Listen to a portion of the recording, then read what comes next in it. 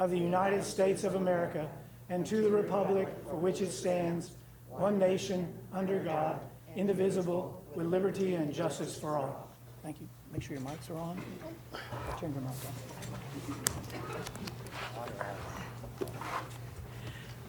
I call this meeting of the Kendall Independent School District to order. Let the record show that a quorum of board members is present, that this meeting has been duly called, and that notice of this meeting has been posted in accordance with the Texas Open Meetings Act, Texas Government Code, Chapter 551. There will be occasions during the meeting where we will adjourn into closed session for discussion with council.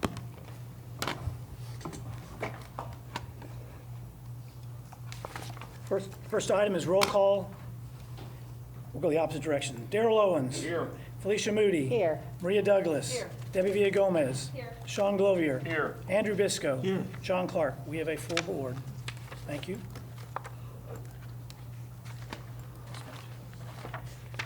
We are going a little bit out of order. We have a special recognition tonight. We have special district recognitions, and we have a Wildcat Success Center graduate that we would like to honor tonight. Mr. G. Mr. Ramirez, you will do the honors, please. Mr. Cagley. Get your cameras ready.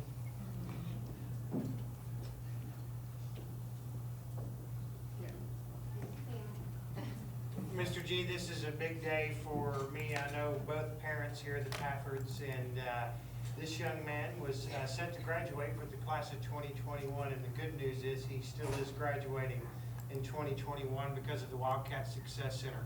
But ladies and gentlemen, I do want to celebrate this graduation day for one Walker Pafford. Very good.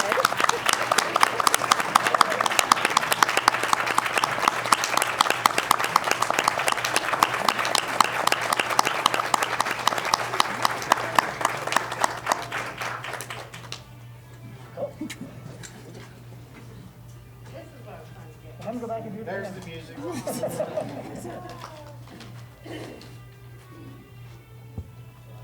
Walker, there it is. You earned it, buddy. Yeah. Why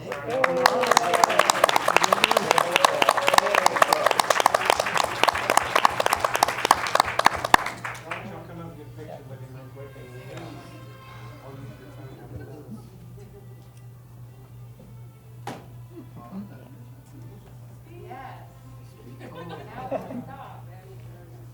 Get out of the picture.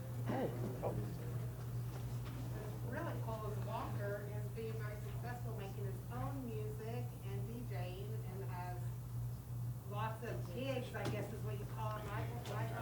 So he has been on the creative side for a while, and it's been very hard to get him to finish because he's just been successful in what he does. But with perseverance of Walker and his mom and dad, I feel like I should make a diploma for mom as well because she is stuck on him. And I've known Walker since junior high. I love this boy, and not graduating was never an option. But boy, he went a lot of different ways, and he got his diploma. Now he's going to be successful. So Walker, I wish you the best, and I'm so glad you're here. Great job.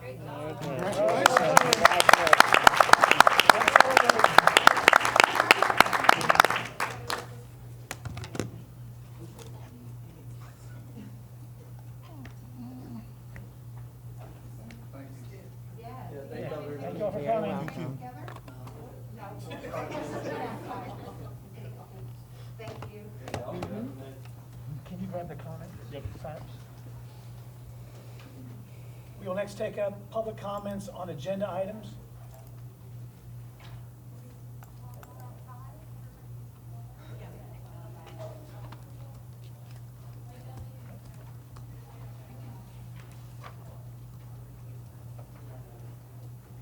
All right, the first one on our sign-up sheet, we have 7 people signed up, so I ask you to please try to stay within the 3 to 5 minute range if possible.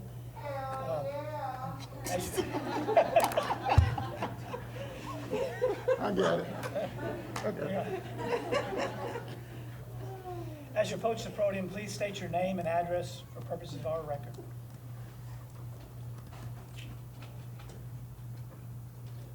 Wait for Mr. Bisco to come back.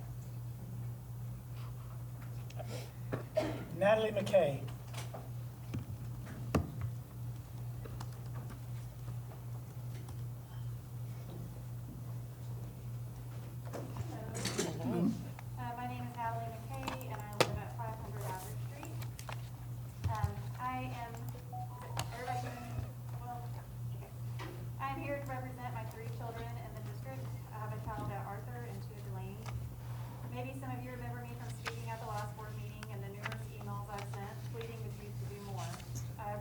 acknowledgement from board members consistently, and even received a phone call from Dr. Vu, which was greatly appreciated.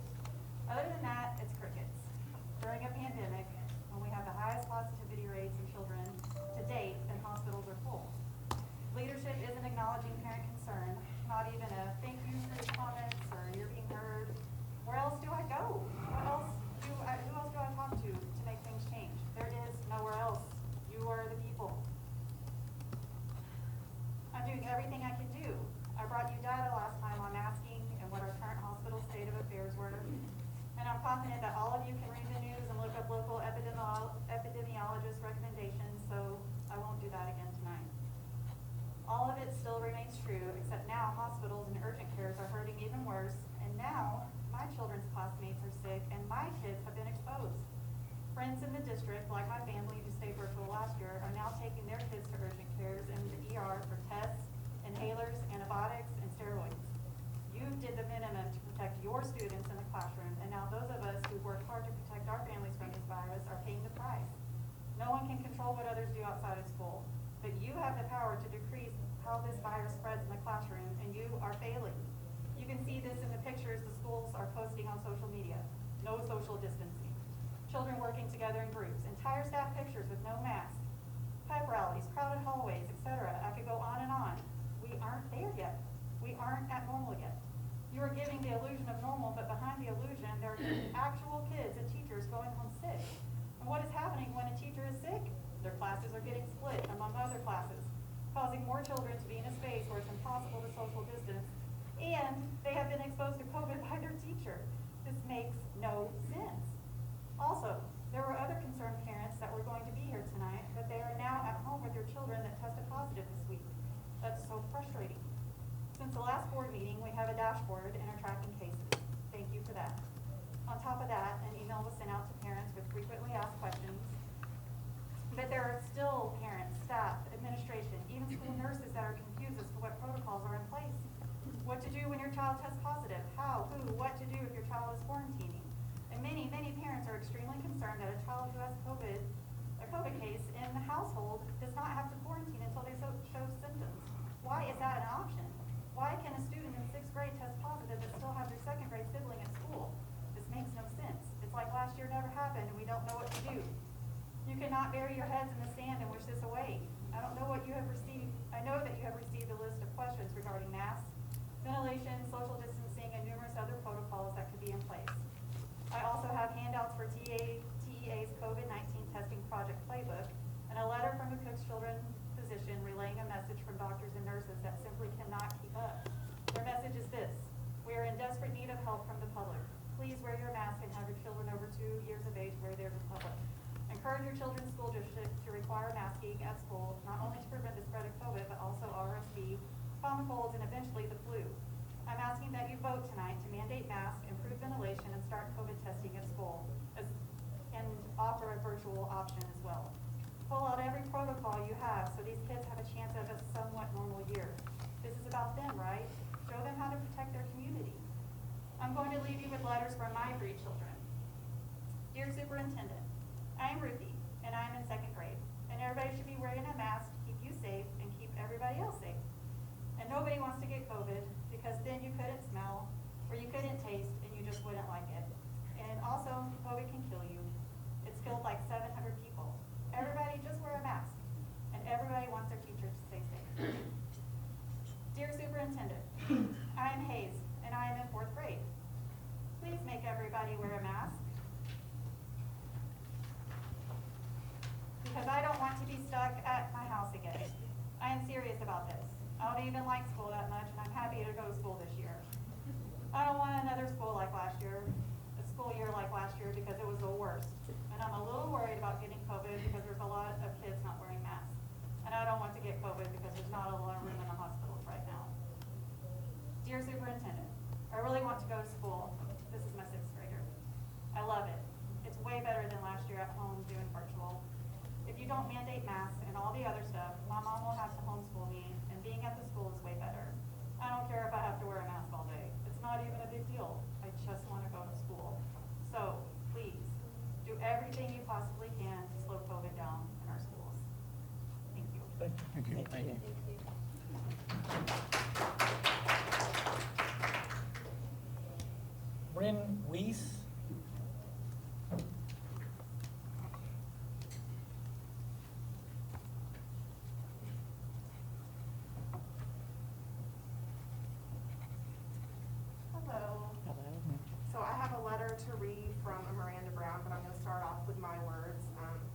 My name is Bryn Weiss. I have one child that attends KISD, and I'm going to keep my words really simple.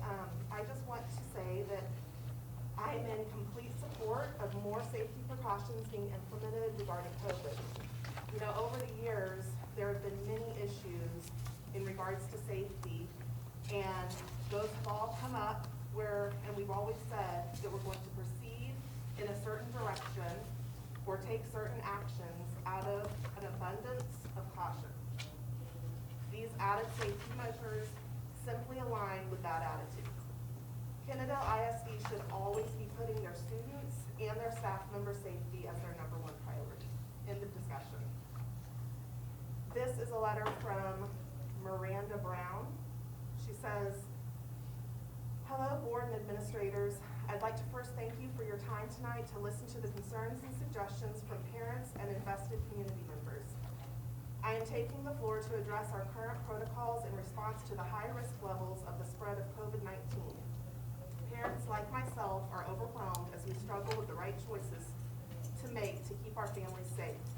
I have a daughter that is 13 and vaccinated, a daughter who is 10 and unvaccinated due to her age, and I personally am extremely immunocompromised. My children thrive in an in-person public school setting. One is autistic and special education, and one in the gifted and talented program. We were virtual last year, and we're excited to return in person this year. As the Delta variant is ravaging through Texas, it is important for us to respond accordingly with measures to keep our students and their families as safe as possible, since we all have different needs. Last year, I feel like there were so many more measures taken to slow the spread of a much less variant of the virus, with much less dangers to children. However hard 2020 was, we must not turn a blind eye to the fact that the virus is still here. Only worse adverse effects on children. I understand the executive orders and the complaints of discomfort from those who do not mask. I respect the rights of those who choose to or not to vaccinate. But in the setting where education is intertwined with health, there should not be an and or choice, though it most definitely is the way things are proceeding this school year. With everything that is going on, I think that great consideration should be taken about adding masks to our 21-22 dress code, since this is regulated on a local level. I would think that natural colored hair and no distressed jeans has to be of less importance than protecting kids from spreading a potentially deadly virus. The change could even be temporary until the youngest of our students can be vaccinated. I would think anything is better than just encouraging masking at this point. We could encourage students to not wear flip-flops due to it being hazardous, but if it were not a rule, there would inevitably be those who wore them.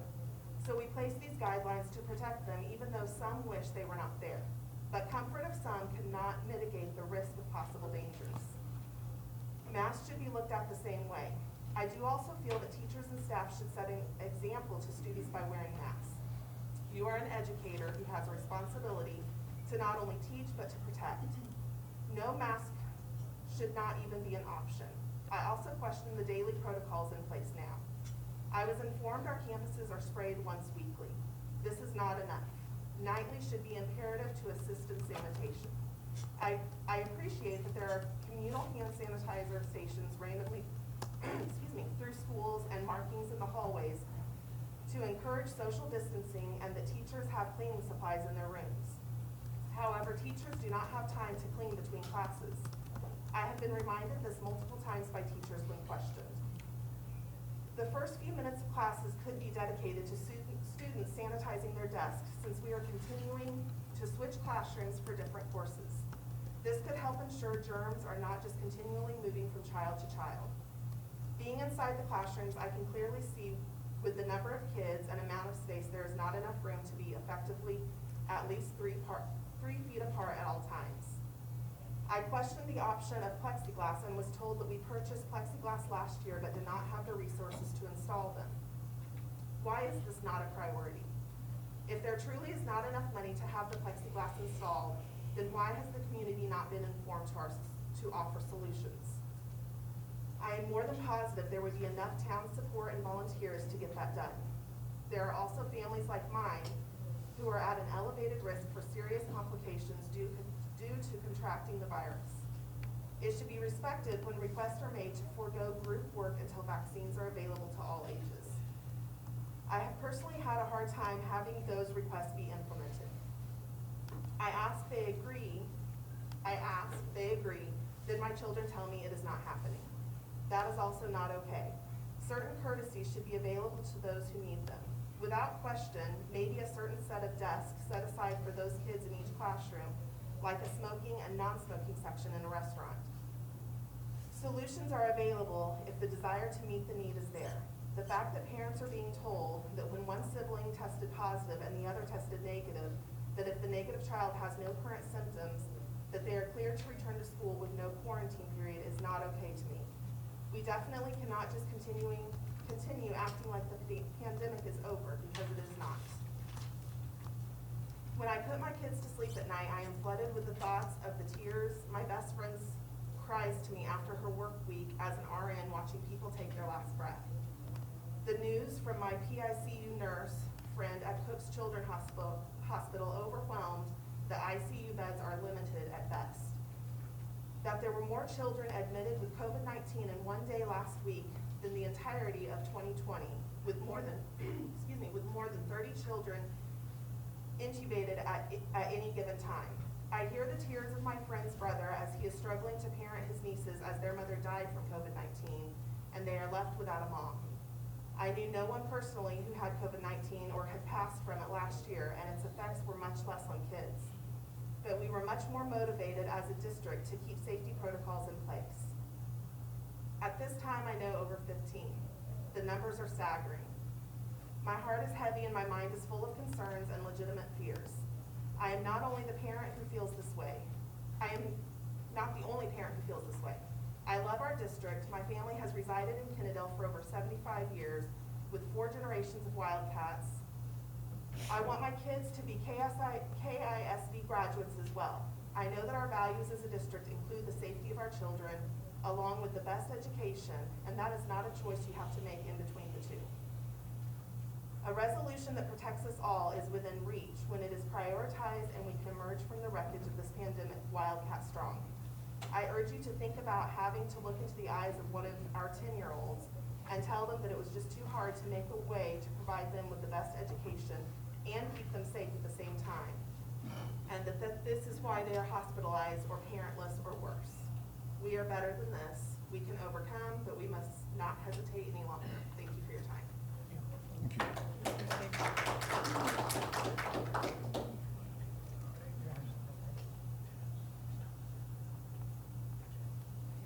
Haley Mendoza.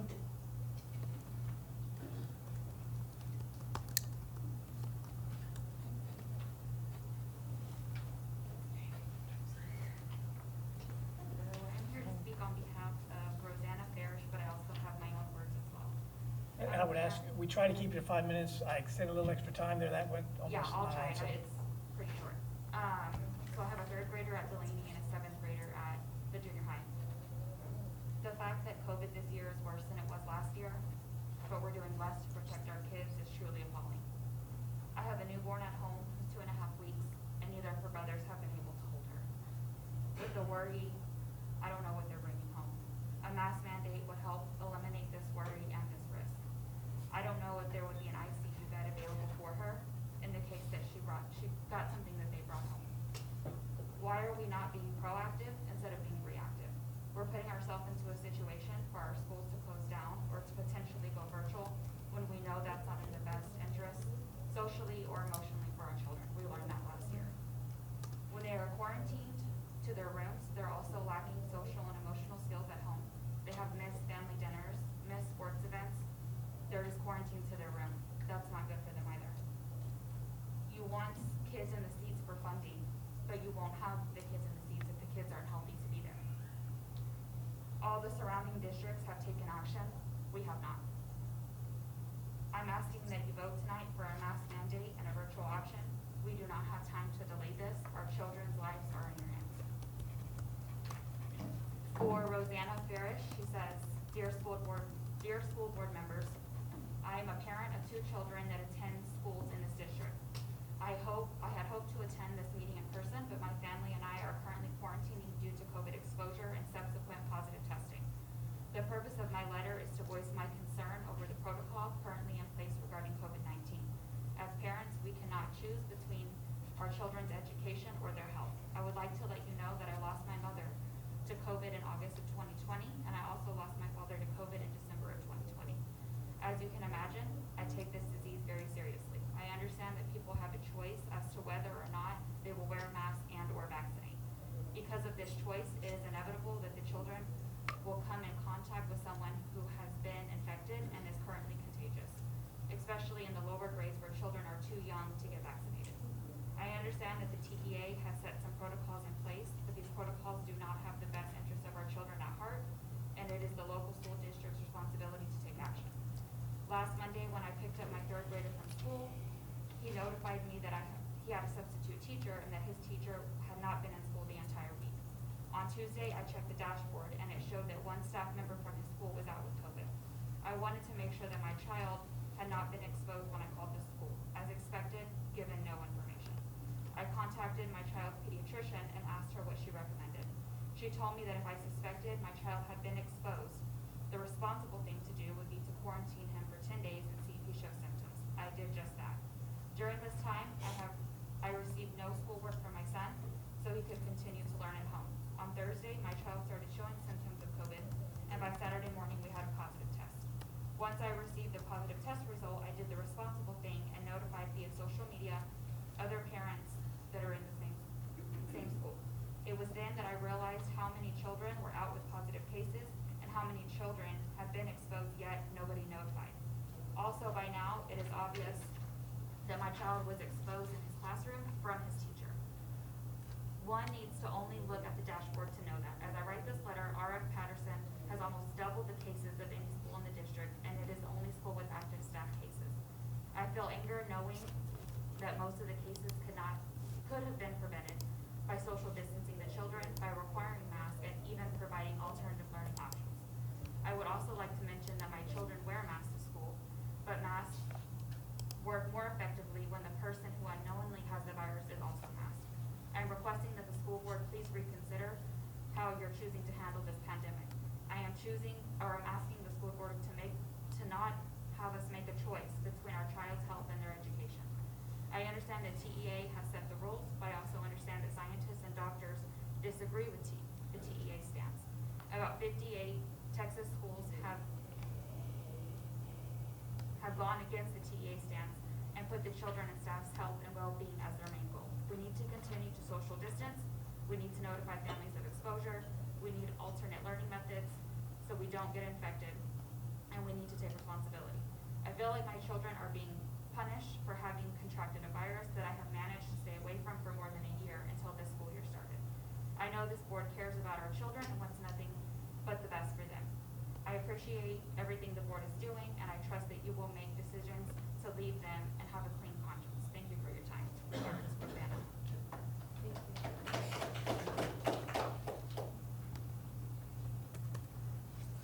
I'm gonna butcher this. I think it's Carne. It's Carrie.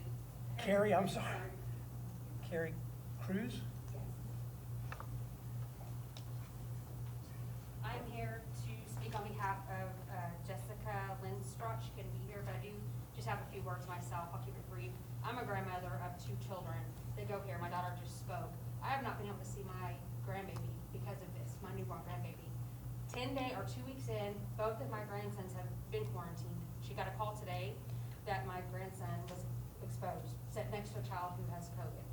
So once again, now we're 10 days probably quarantined, and I still won't get to see them. My husband and I are both vaxxed. My husband is immunocompromised. So we are very, very involved grandparents that can't be involved with our grandchildren because of children not being masked.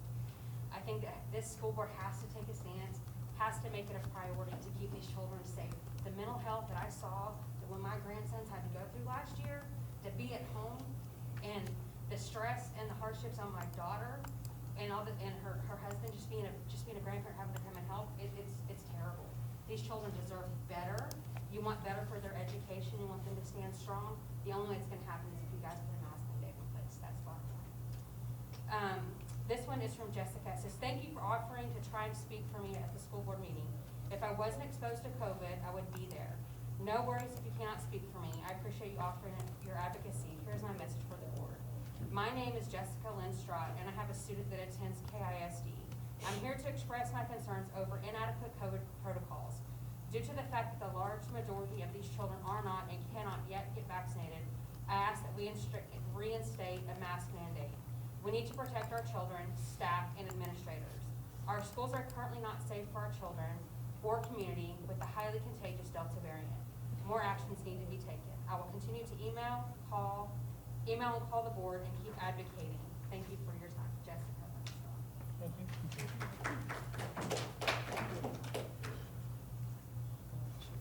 Kevin Novance? Navarre, sorry.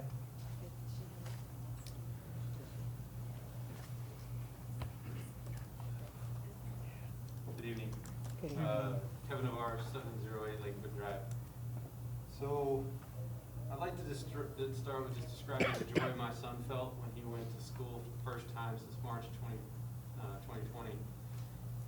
He came home every day telling me, using words of fantastic, awesome, amazing, I'm so happy, Dad, and jumping up and down like I've never seen the boy for school ever. And all of that was ripped away from him this week because my daughter is one of the kids at James Arthur that is COVID positive. We're 2 weeks into it and she's already contracted and got a positive test. I'm only spared because I live separately from them, and their mom would probably be here right now to better describe the issues more eloquently than I ever could. I want to read you what she texted me earlier when I asked if there's something I can help her with. Is that I'm tired, I'm stressed, I'm worried, I'm angry, I haven't slept well, not real sure what anyone can do. This is the impact of the irresponsible nature of the TEA guidance. This is not acceptable to me. I'm going to urge every one of you to revisit these protocols, consider and approve the protocols that are based upon health guidance from our doctors, from epidemiologists, from the Tarrant Health Public, everyone all the way up to the CDC, because that is a responsible thing to do. Mask mandates, virtual options, contact tracing, mandatory sibling quarantine, not allowing siblings to go to school. We voluntarily left my son at home so he doesn't spread this to his classmates. Not enough people are doing that. Please err on the side of health for our students and for the staff that are out there going to work every day. You're forcing many parents into decisions that are counter to what we all want, which is a vibrant school community for our children to learn and thrive. Thank you.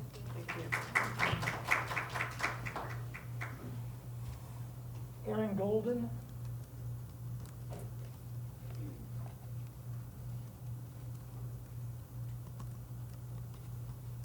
Hi, I'm Erin Golden. I live at 5511 Vicksburg Drive, and I'm going to talk to you for a minute, and then I also have a letter from a parent who's at home with a child who's sick with COVID. My name is Erin Golden, and some things have changed since I spoke about mask mandates at the last board meeting 2 weeks ago. In those 2 weeks, 76 students and teachers in KISD have become sick with COVID, and those are only the numbers actually reported so far on the dashboard. I personally know of 3 teachers and several kids who are sick and aren't even on the dashboard yet.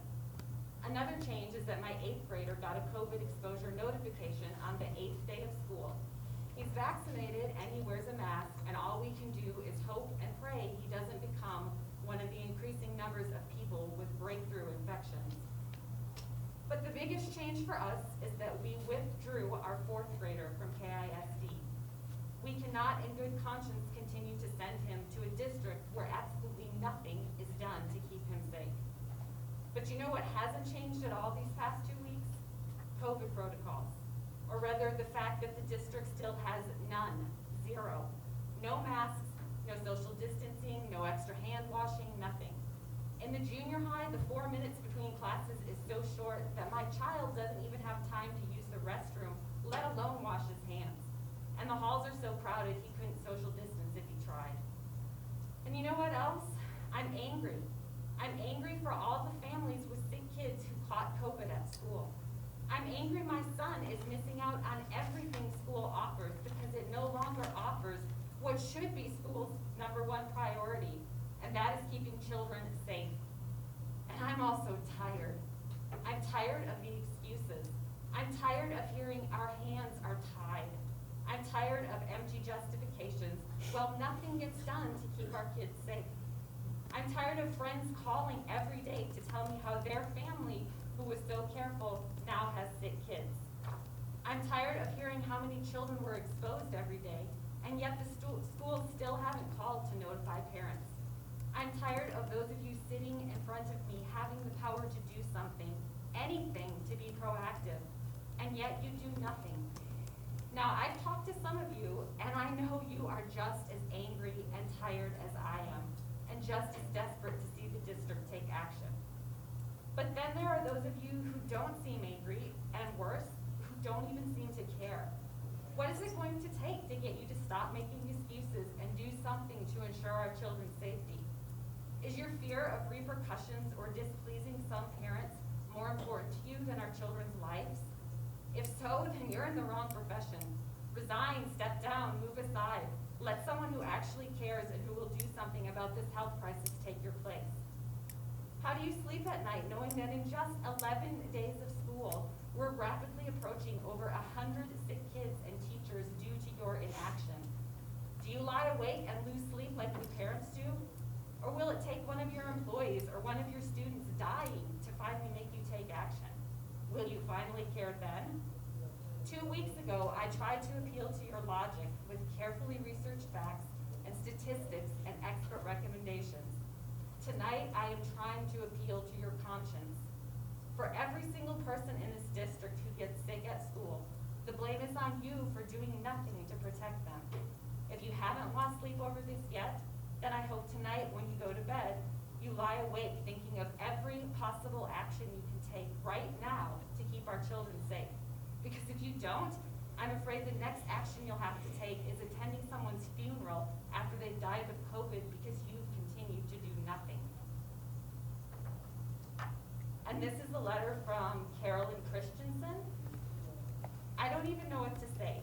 We have tried so hard to minimize our exposure, and we made it through last year without getting sick.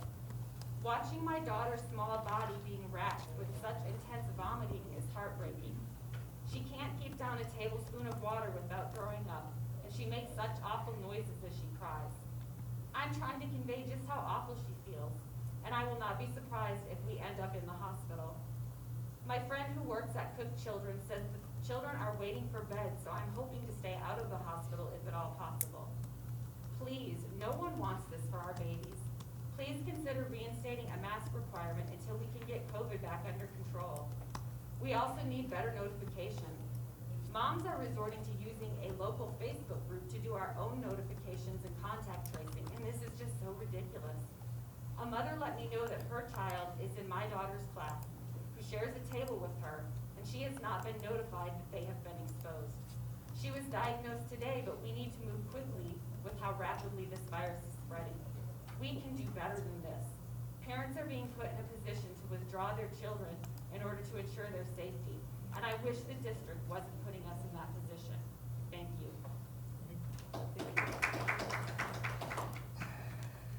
Kathy Smith.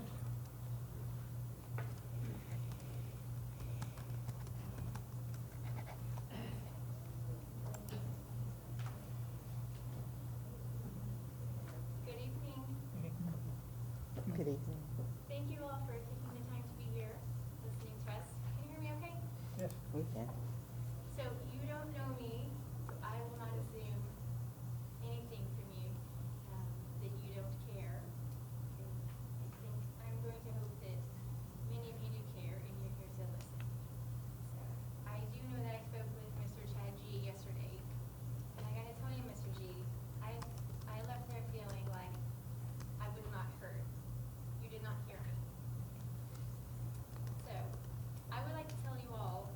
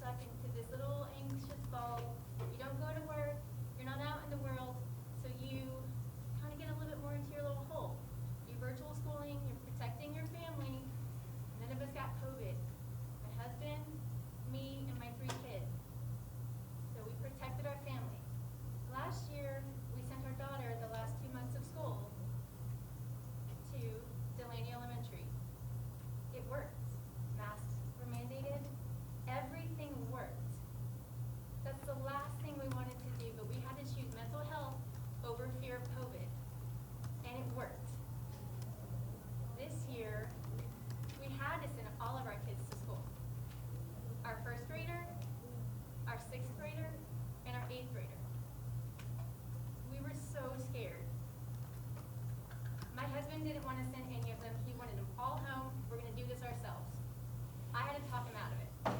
We're going to do it. I'm going to quit watching the news. That's all we can do. Try this positive thing. My kids are excited. We got to do it. 6 days into school. 6 days. My asthmatic son got COVID. That day, the nurse calls me. Any other time, the nurse is really sweet. Miss Smith, your son's got a fever. Take your time. Don't worry. We've got him here comfortable. That day, you got to get him now. Now, now, now. No empathy. Now, get him. Get him right now. To the point where I'm racking my brain. How can I get there? I can't. Oh, my husband's at work. I can't do it. Calls my next. She wants to call my next one. So fast, I could have gotten there in 15 minutes, but I couldn't think straight. So now guess what? I've exposed my aunt. Now she can't see her grandkids for 2 weeks, unnecessarily. Gotta get going, Miss Smith. The next day, she called me to check on my son, but really she's just letting me know there's no protocols in place, so she picks a date that I can bring my son back. There's not really any protocols. My note says, on the doctor's note, that he's tested positive 10 days from exposure, or 10 days from first symptom, I'm sorry. Well, if I really need him to go back to school, his first symptom was 9 days ago, so he's going back tomorrow. She picked a day. Let's just say it's a positive date. Oh, sorry, I really like your answer. I'm going to bring him back tomorrow. So there's that gray area for you. Do we have any plans in place? Because my neighbor, maybe, let's just whoever. Somebody's going to bring their kid back to school, whether it's they can't lose their jobs, so they can bring their kid back. They don't care, whatever the reason. We have to have some kind of protocol in place where, when do you bring your kid back? Am I making sense there? So, my kid tests positive on that Thursday. The district says, bring your kid to school, your siblings to school, as long as they're not experiencing symptoms, right? Against everything that I stand for, everything. I took my daughter to school the next day because she's in first grade. I took her to school, and I didn't feel good about it. So I turned right back around and I picked her up. I did. And then that night, she started getting the black circles under her eyes. Guess what I did? I exposed every first grader in her class to the COVID that she tested positive for. And I said that to Mr. G. I said, is this your policy? Do you know what he said? Yeah. Yeah, that's what we do. Yeah, bring the siblings. Yeah, that's what it is.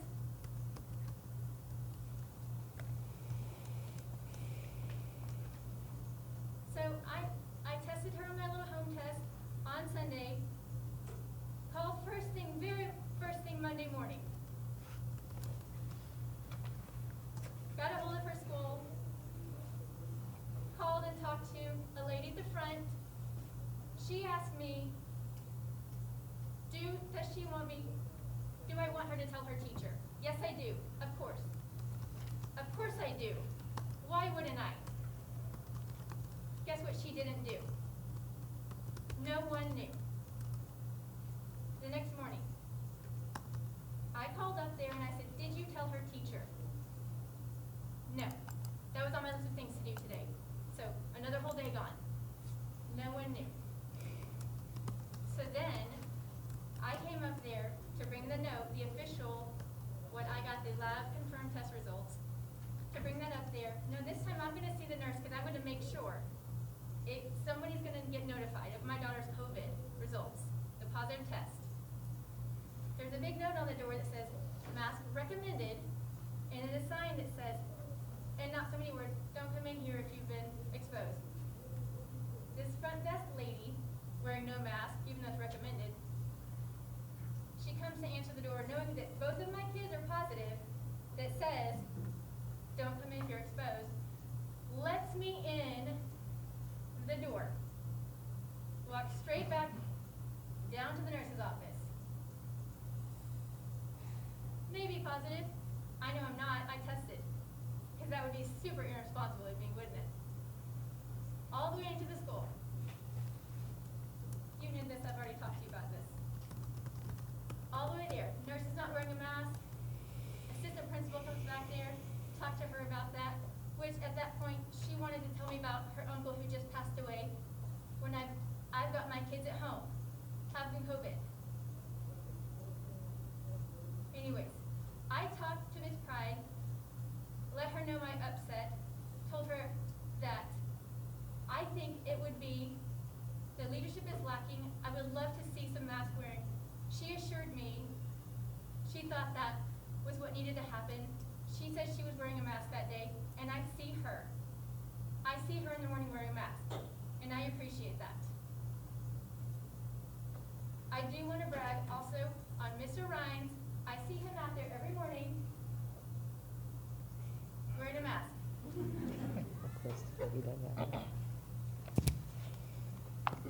This is what's happening.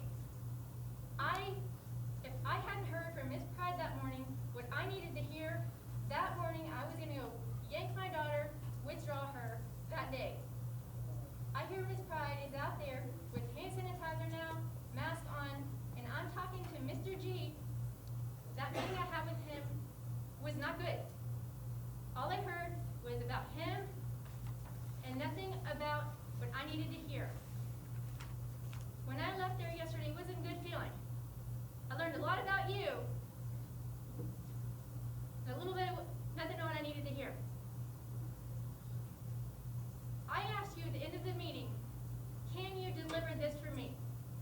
Your district. Can you look at me? I'm speaking to you. Listen. Ms. Smith, you're at 9 minutes. Can you? That's fine. Try to wind up, please. I have a point to make. I understand that, ma'am. We Thank try you. to keep people between 5 and 7 I minutes. think I'm You're the not. last one to speak. I understand that. Thank We you. have a long meeting. At the end of our meeting, I asked you one simple question. I asked you, can you go to your district and say, listen, for our community, for our families, for our children that are hurting, they're sick, they're getting sick, can we pull together and one simple act, can we put on a mask? Can we show them that we care? They're hurting with empathy in our eyes. Can we do that for them? Can we? They will listen to you. Be a leader. What'd you say to me? I can't make them do it. I will point out, if you look around, the majority of our staff that are sitting here are wearing masks. They know what kind of meeting they're at. And look, I'm just you're saying wearing a that- mask. Yeah. You're Yeah, all I'm just wearing a saying mask. that, you know, I did listen and We don't even- You it's not a cannot go comment back and time. forth. We don't do that comment. That's, we need protocols for that. That's all I have to say. I would love to see more leadership. So thank you. Thank you. Thank you. You can't go back and forth.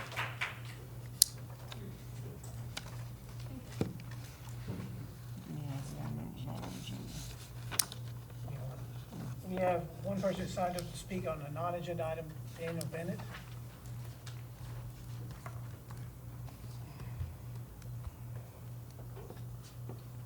Daniel Bennett, White Sullivan Township, 108 Pemberton.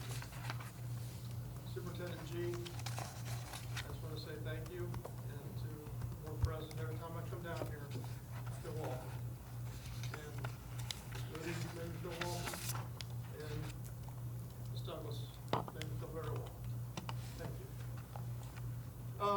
I passed out a letter to you from Senator Nelson's office. I'm going to read you a short narrative. In January of 2020, TAD board member Richard Diop requested from TAD staff the number of protests heard by the ARV for the years of 2013 through 2019. He also gathered the same information from 4 other large prison districts. Mr. Diop then presented this comparison to the Senate Committee on Finance chaired by Senator Nelson on February 25th of 2020.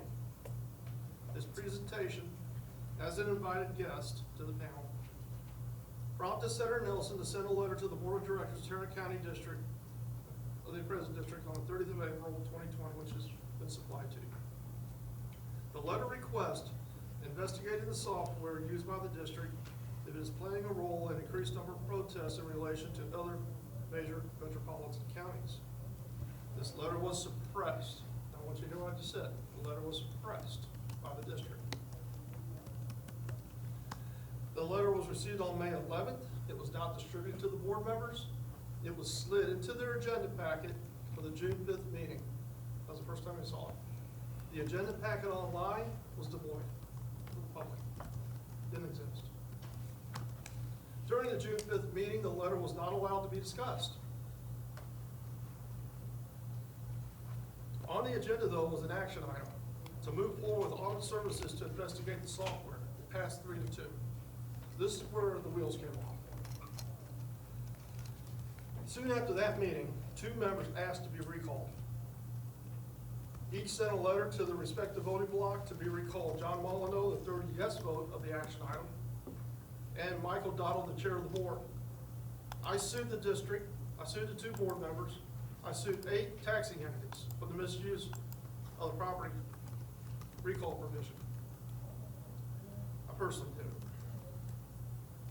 This recall request was so that the taxing entities could control the process. Had these board members just resigned, then the smaller entities could have nominated somebody and sent that nominee to the existing board for selection. But since they were recalled by the voting block, the largest entity with the most votes controlled the entire process, and the little entities were closed out. This vacuum, though, in leadership was ignored by the chief appraiser, Mr. Law. Mr. Law ignored requests by 2 board members for an immediate meeting so the chair may be appointed. These 2 board members were Richard Diott and Mr. Gary Lasada. I believe you voted for Mr. Lasada in 2019. They also were joined by a majority of taxing entities to no avail. That was spearheaded by Mayor Jacob of Lakeside, Texas. Senator Nelson's letter needed to be addressed in a timely fashion by the board.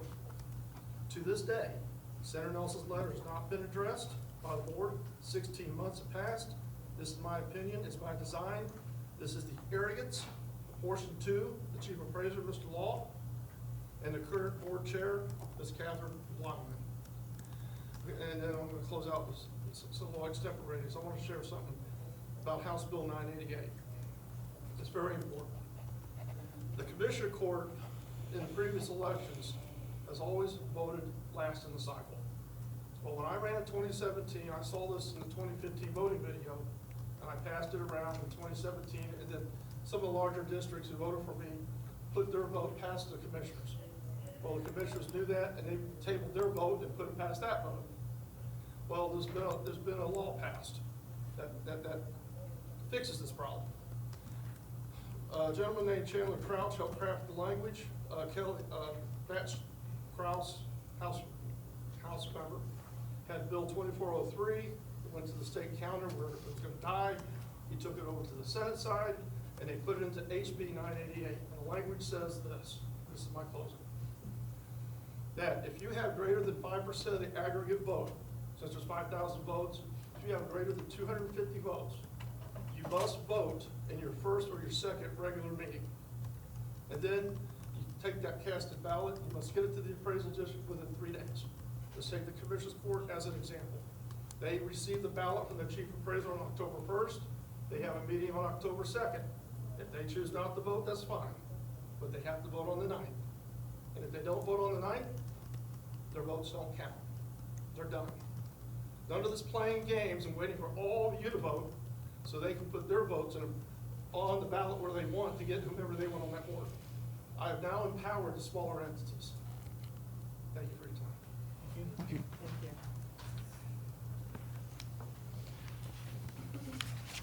We'll now go back to item 5B, Positively Awesome Wildcat Awards. Gene? Are these out there, everybody, or do you have them in your packet, or do you just want to go from there? Shorten it up. Do y'all want a presentation? We still got a lot to go through ours. They're in your Are the packet. people here? Yeah. Is anybody So here? you trying to read them out there? Do you want to go Do you want to through all read this? them out, or can you just go with what's in the packet? We have a lot of other items to address. We can just go with what's in the packet. Okay, we'll go with what's in the packet. Okay. Thank you. I'll move to item 6, the consent agenda. items listed in this subheading will be adopted with one motion unless they are removed from the board or removed from the motion by a board member. Does any member wish to remove any item from the consent agenda? The chair hears none, then I'll entertain a motion with regard to the consent agenda. I'll make a motion to approve all items under the consent agenda as presented. Motion by Mr. Bisco. Second. Ms. Villagomez beat you to it. Ladies first. Ms. Villagomez seconded that motion. Any further discussion? All those in favor, please say aye. Aye. Any opposed? The chair hears none, that motion passes unanimously. Move to item 7 on the agenda. These are informational items only, no action will normally be taken on them. First up, 7A, the Kennedale High School band trip. Mr. Okai. Can you come down here? He's used to being up high, he never go down. Yeah.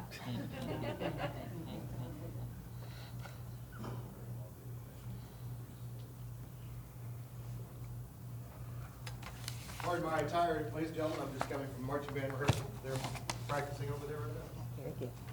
I presented to you a proposal for us to take a trip in the spring of 2022, April to be specifically, on our second spring break. It has been 2 years since our band program has been able to take a trip due to the COVID situation. I started working on this proposal in the spring when numbers were coming down, and over the summer I've contacted several companies as far as travel agencies. I've spoken to my Booster Club parent organization, our officers, and many of our students and had input from those groups.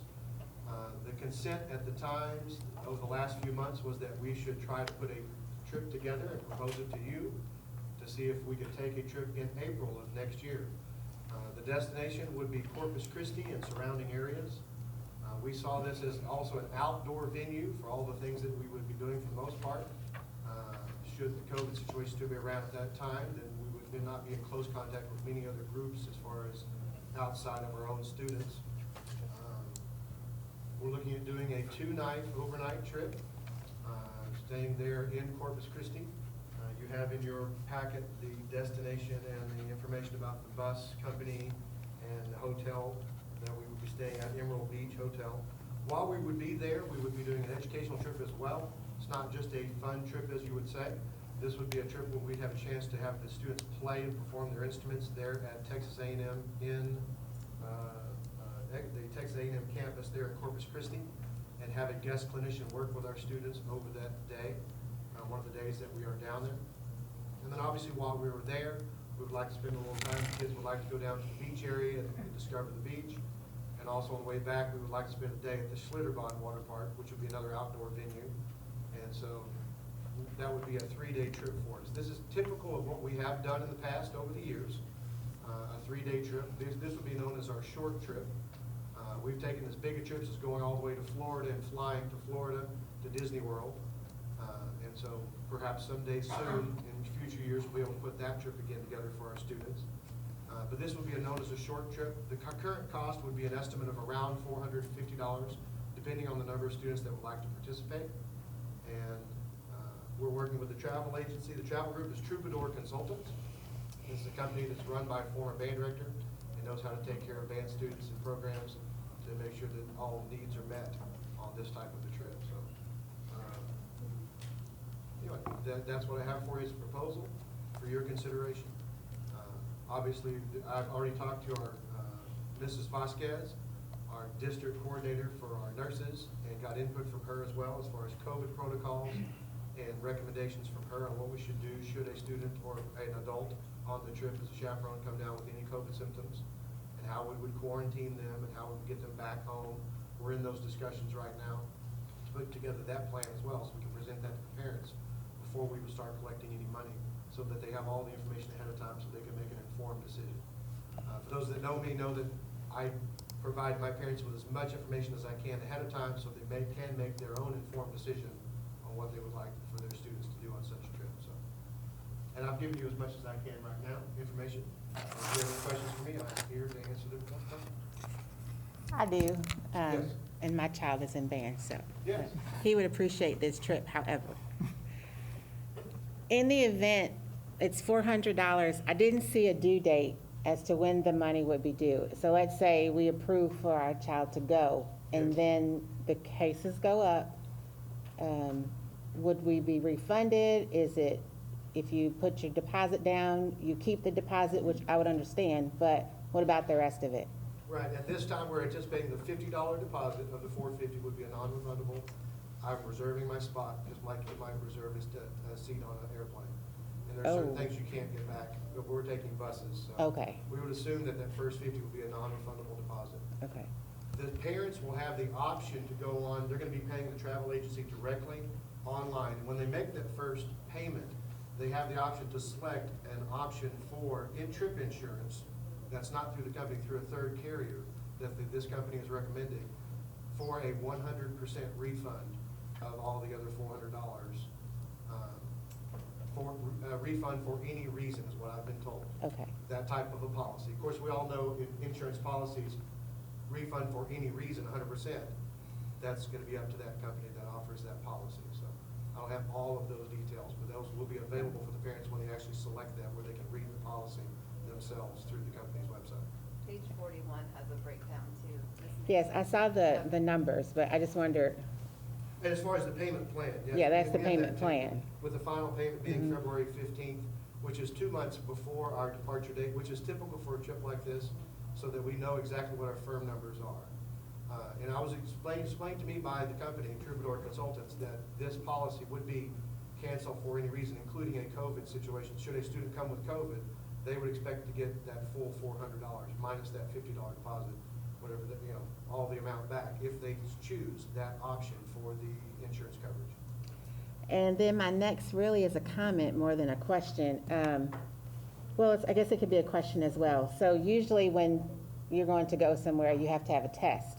So you're in the discussion phase, so are y'all discussing the fact that the students need to do Test? a COVID test Okay.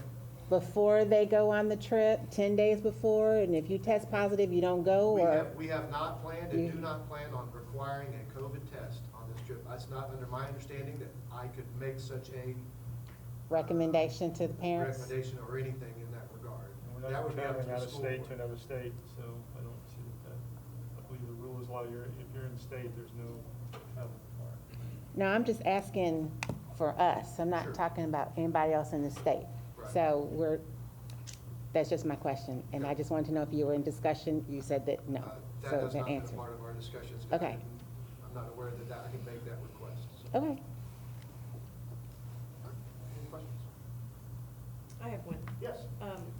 Just to kind of ensure inclusivity, how do we handle kids that maybe are in band and can't afford, or maybe are on free reduced lunch, that $450? Do we ever make sponsorships or make provisions for them? We don't have anything set up right now for overall sponsorship for a student that comes forward. Basically, all of our trips that we've done in the past, it's up to the student and parents to decide if they want to participate in the opportunity. This one is over a week of a holiday break, and so we're not missing any school. And so the option is, would you like to take this trip and participate or not? On some years, our booster club has offered fundraising as a group fundraiser, so the overall cost for everybody on a certain trip could come down. But there's no specific line items that we've listed as a booster club, because I'm speaking on behalf of myself and the booster club. They work with us to coordinate these things. It'll be a school-sponsored booster club and sponsored by the band program event.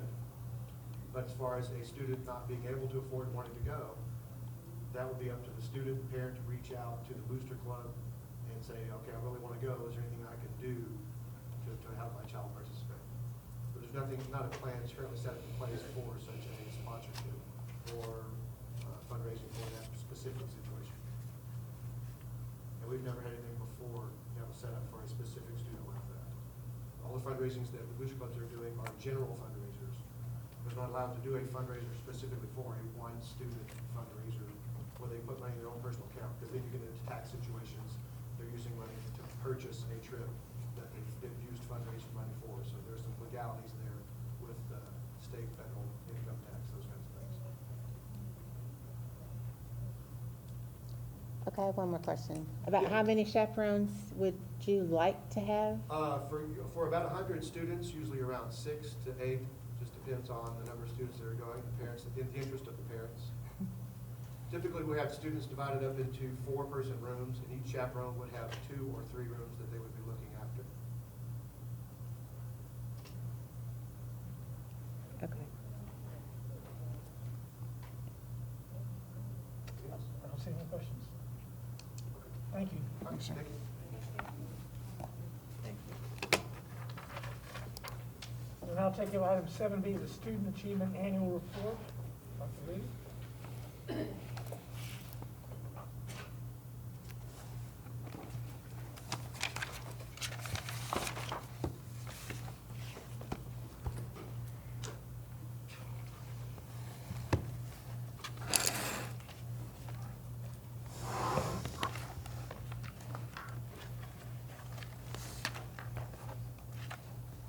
Definitely gonna need some glasses for that. I got my good. I have an extra pair, do you need it? No, I actually brought Brought my computer glasses. And we're ready for technology.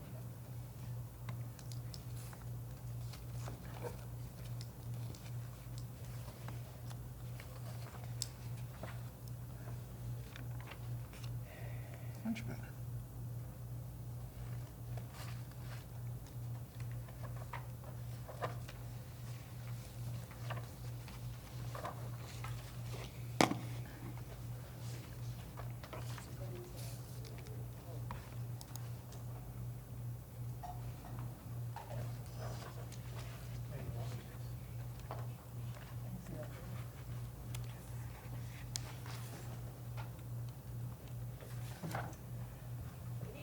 Good evening. Hello. This is our annual report. Is the mic on? Where we discuss student achievement, and this is. Is your mic on? Is it on? It is? Okay. No. No. I mean, I can hear you, but not through them. I don't know if they can hear you. I just heard it then. I hear it. Okay. Bang on it. Can you all hear me back there?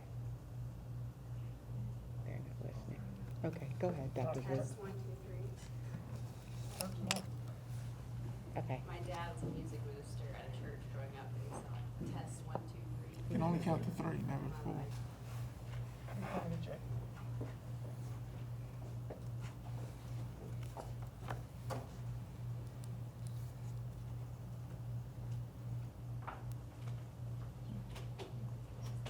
How about now? That's fine. Go ahead. You still working on it? We still can't hear you. Can you hear me? Yes. Yes. There you go. Okay. Well, welcome. It's a pleasure to be here in front of you tonight. This presentation is annually something that people look forward to. This is usually the premier event for this particular meeting, and so I'm really looking forward to talking to you this evening. So I have shared some binders with you, which I will go through once I get through a couple of the pieces, but I also have a very short presentation. So this presentation tonight is going to focus on a variety of things. These are some progress monitoring and achievement measures that we have put in place and that we've been monitoring for the 2020-2021 school year. So we're going to start by talking about map growth. We're going to include, the data includes all students who participated in the assessment from BOY to EOY last year. We're going to discuss the STAR 3 through 8 reports as well as the results from the in-course exams. And then we're also going to discuss the HB3 update. So rather than delivering a presentation where I talk about the same data set 3 different times, I've compiled them into a single presentation so that we can discuss it all at the same time. I think that it makes sense to do it that way, and so I hope that I'm able to address all of your questions.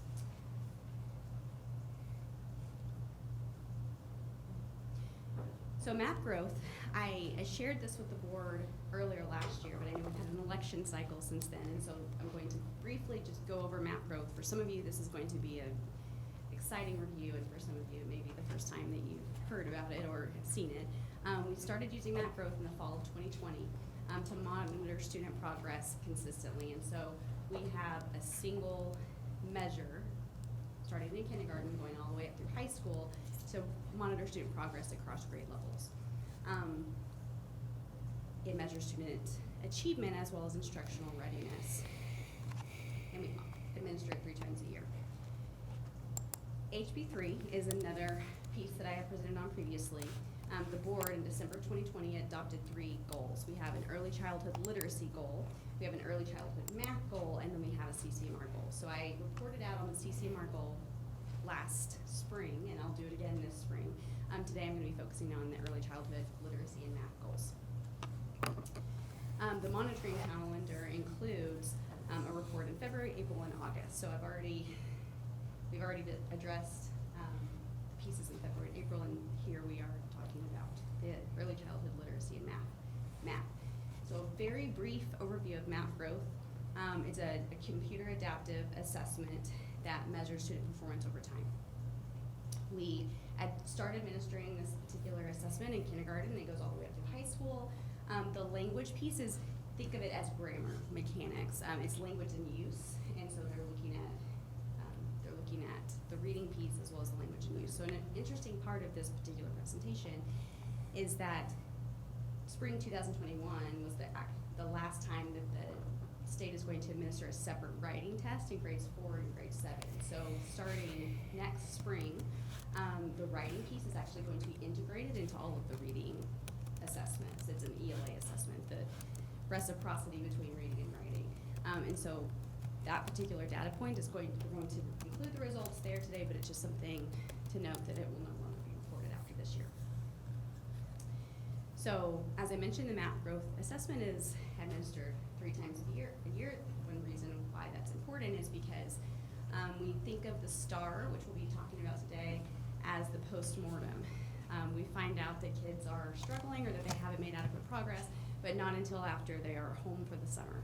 And so something that is very valuable about the use of math is that we can look at how they do at the end of last year, so spring 2021, and then how they do, for example, at the beginning of this year. So we can look at the summer slide, we can look at regression, we can look at acceleration, we can learn a lot about what's happening over the summer, make summer plans moving forward, and then we can look at how they perform beginning of year to middle of year, so we can make adjustments if needed, and then all the way to the end of the year. And so what you're going to hear about tonight is beginning of year, fall 2020 through the spring of 2021.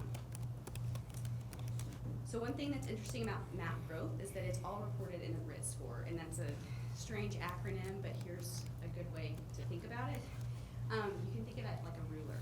So you might say, I have 100 RIT in, say, at kindergarten and 170 in 12th grade, but it's still the same unit of measurement. So when we talk about national norms, we say across kindergarten, this is the nationally normed average for kindergarten students, and in 10th grade, this is the nationally normed average in 10th grade, but the actual scoring doesn't change. It's similar to the STAR, but as I mentioned, you can track progress over administrations in a single year, as opposed to waiting to the very end of the year. So it's an achievement scale, an equal interval. It measures instructional readiness. So you can see here we have the grade level norms, and then your teachers are able to print reports with learning continuum. So for example, math scores are presented sequentially. You have to be able to add before you can multiply. And so whenever you're looking at a student's RIT score, you can say, this is their instructional readiness level, here's where they are, and then where that is in alignment with grade level, readiness level. And so we can say, well, maybe they're a little bit below grade level, but here are the skills that they need to progress. So it's very helpful in that way. Important considerations for 2021. In 2020 and 2021 was a tough school year. It was a very unique school year, one like none of us have ever experienced before.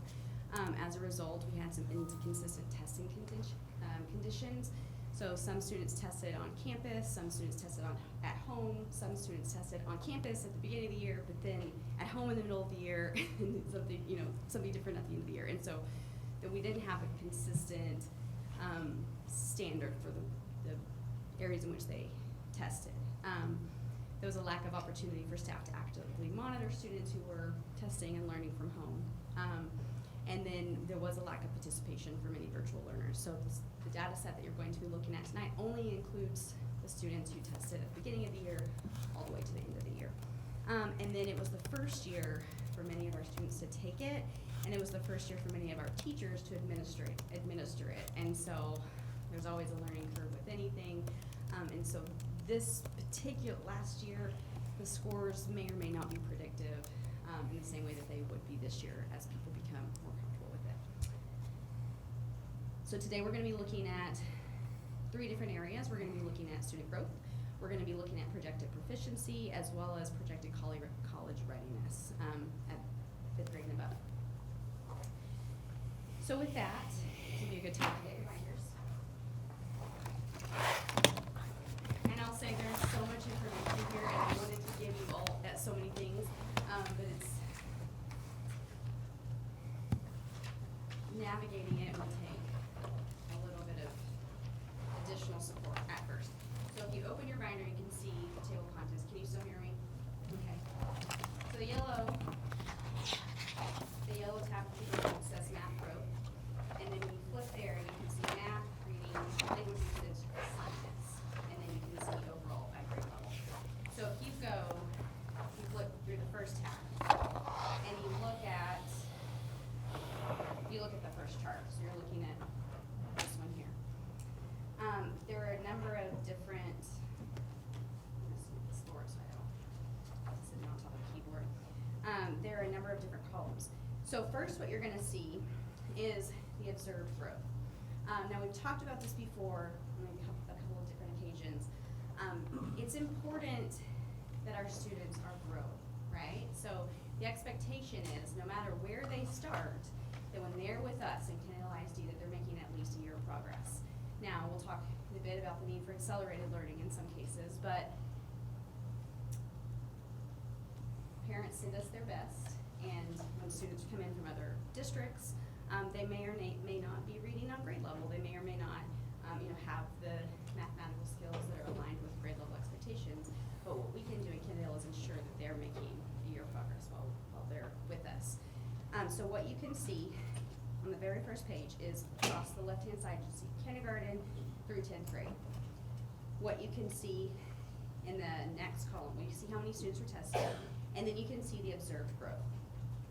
So the observed growth is the RIT score, right? So kindergarten grew 6, first grade grew 8, you can see that. And then that's a standard error.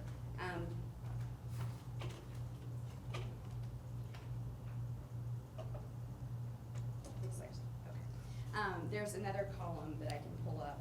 You can see where they actually, what they actually did.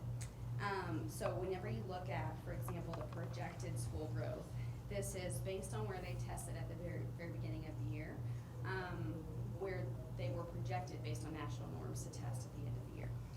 What you can see in the chart below is, now this is the mean, this is the average, based on where the students scored at the very beginning of the year, and that's what bar is. And then the diamond above that is where they would be projected to score based on the national norms for the students who tested at the same place at the same grade level.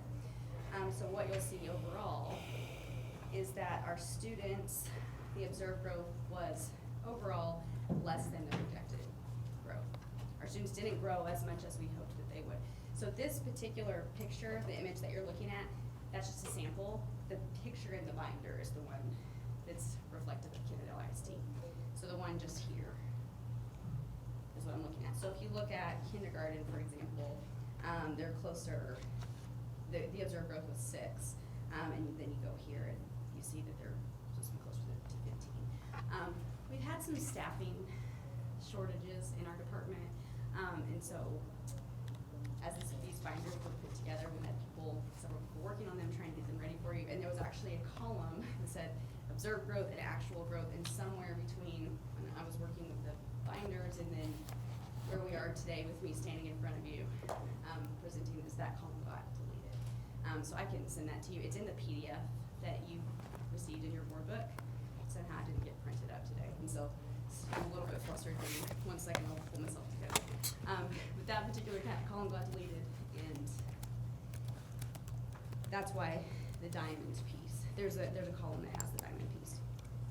The part though that I did want to bring your attention to that is important is that what we're looking at, it's on the far right, is the number of students who met their growth projections.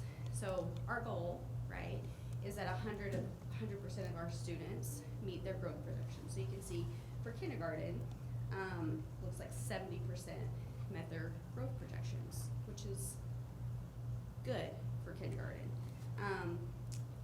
So the difference between that 70% and the bar graph is that the bar graph is an average. Oh, we have it here, but not there.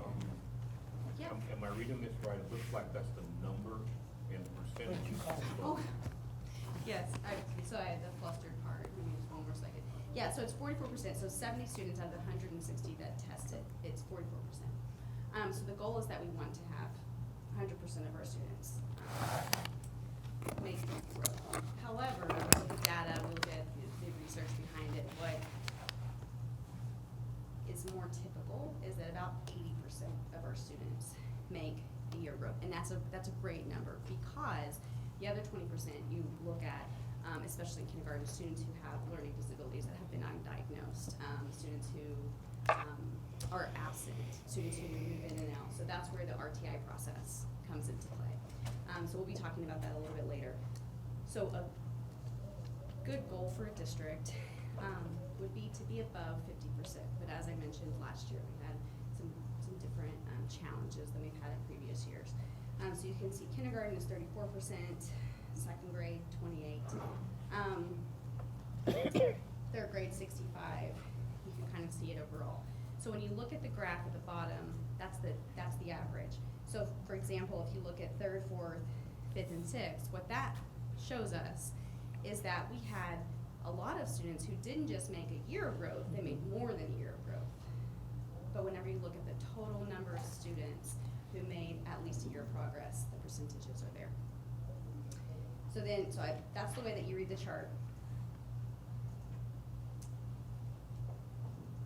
I'm gonna go through the rest of this here and then we'll get to the next pages. So what we're looking at overall is the growth that each individual student makes over time. When you're looking at comparative growth, it's an important piece because you can look at comparison of growth between students. It takes into account when they took the test, how many weeks of instruction did they have, and it also places it within a national context. So when you go back to the binder here, and you're looking at the conditional school growth index, a 0, the percentile, a 0 means they're typical. Anything above 0 is very good because it's above the national average. Anything below 0 is an opportunity for us to support specific groups of students.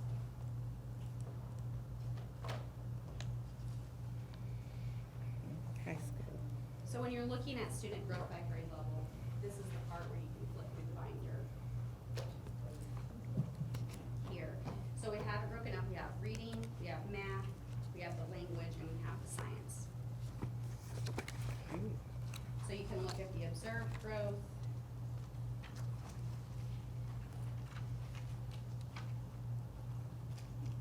So it looks like maybe it just got deleted off the reading here. You can see the observed growth. You can see the conditional growth percentile, so how we compare nationally to national norms, and that, when I say norms, is what is typical. And then you can see the percentage of students who met their growth predictions. So one thing that is interesting and I think valuable about math, if you go back to that first section where I'm looking at the math, and you just flip to the next page. So it's under the tab that says math. Flip to the second page, it's the one that looks just like this. Here. So what you can see is the projected proficiency. So in addition to a report that pulls up the growth, there's also a report that projects the proficiency of how students are going to do on STAR. So overall, you can see that MAP end of year projected that 62% of our students would pass the STAR. On the actual STAR, 57% of our students passed. So anything within 10 points, I mean, I used to be an advanced placement teacher, I taught AP, and when you gave a practice exam, anything within 10 points was considered awesome. It was great, just because of testing conditions and how students perform. So within 5 points is really good. If you go down, you can look at 4th grade, 60, math predicted 60, STAR predicted 68. That's within 2 points. And so you can go through and you can see that there was a very close correlation between the projected proficiency at the end of the year math growth versus how the students performed on STAR. When you get into 7th and 8th grade, you see a big difference. And so one thing that I want to point out there is that beginning in 7th grade, we offer accelerated options for students. So some of our 7th grade students take the 8th grade math test, some of the 8th grade students take the Algebra 1 test, so they can get on the accelerated track for math. And so while all of our 7th grade students took the 7th grade math test, only a certain portion of them took the 7th grade STAR test because the honor students were pulled out and they took the grade level above. And so that's just something. And one thing that we're going to be changing this year to give us better data is MAP just started offering a content level test, and so they can take general math test, or they can take the content test, which tests Algebra 1, Algebra 2, and geometry. And so we're going to introduce that in junior high and high school this year so that we'll have better data points overall. This is a good place to start. So with that, I'll give you just a couple of minutes if you'd like, or a couple of seconds to flip through, so that you can see each of the different areas. You can look at math, reading, language usage, and science. And you can see how the students did. And then I'll get on to the next point, and that is the link between achievement and growth.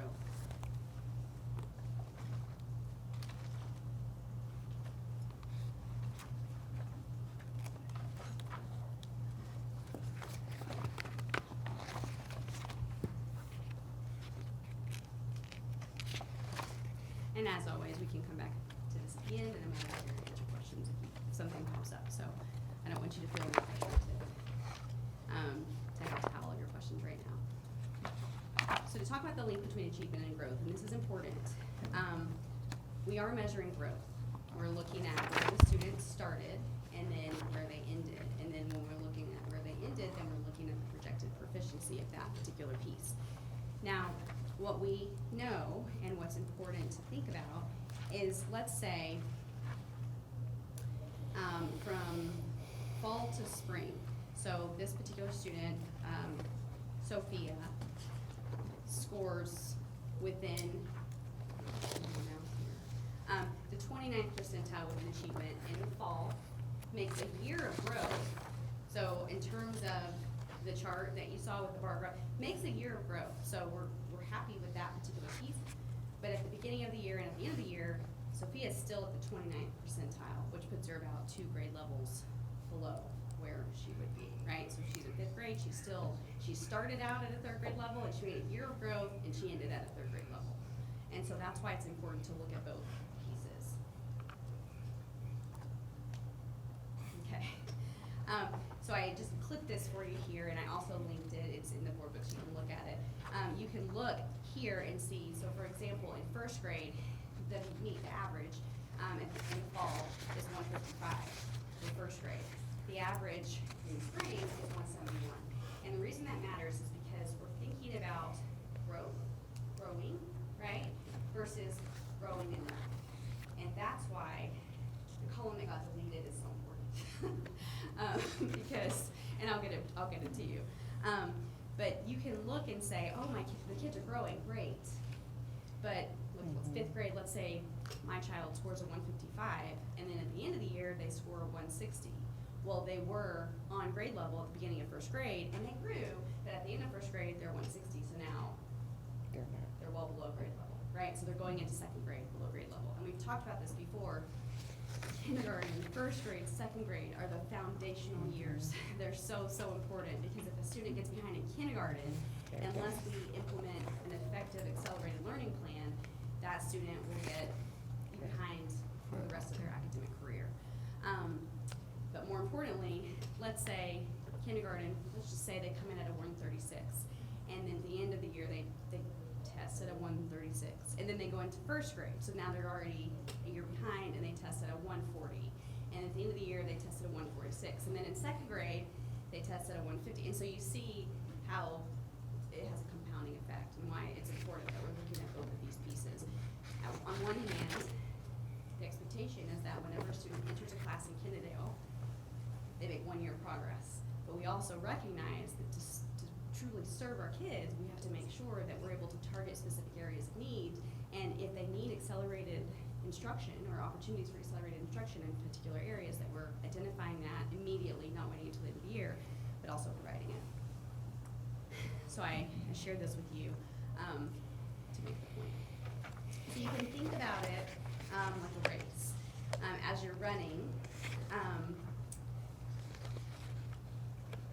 if you stay the same speed the whole time, but everybody else is moving faster than you, you'll finish the race, but you'll get further and further behind. So if you want to be competitive in the race, you have to run faster sometimes. If you stumble and your shoe's untied and you have to stop and tie your shoe, you're going to have to run faster to catch up if you want to have a chance. And so you can think of it in similar terms with our math data. So how are achievement and growth related?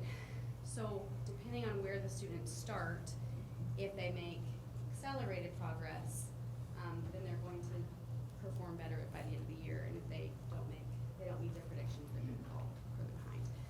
So when you're looking at, that's why it's important to have that correlation so you can see the approaches, which is passing on STAR, needs, and masters.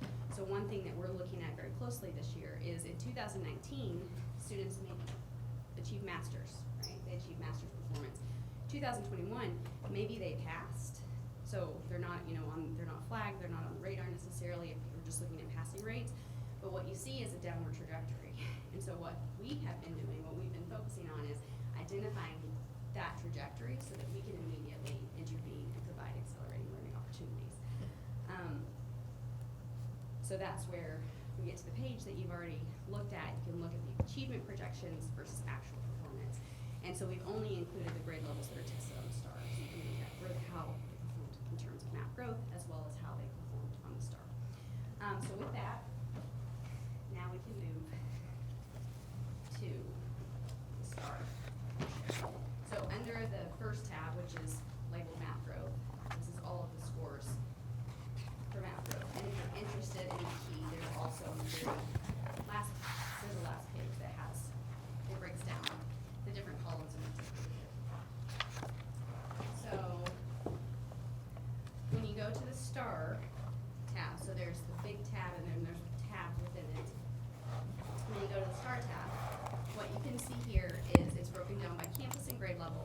You can see where KISD, state and region, performed in 2019 versus KISD and how they performed in 2021. So you can look, overall there was a decrease at the state level and in KISD. You can see that we lost ground.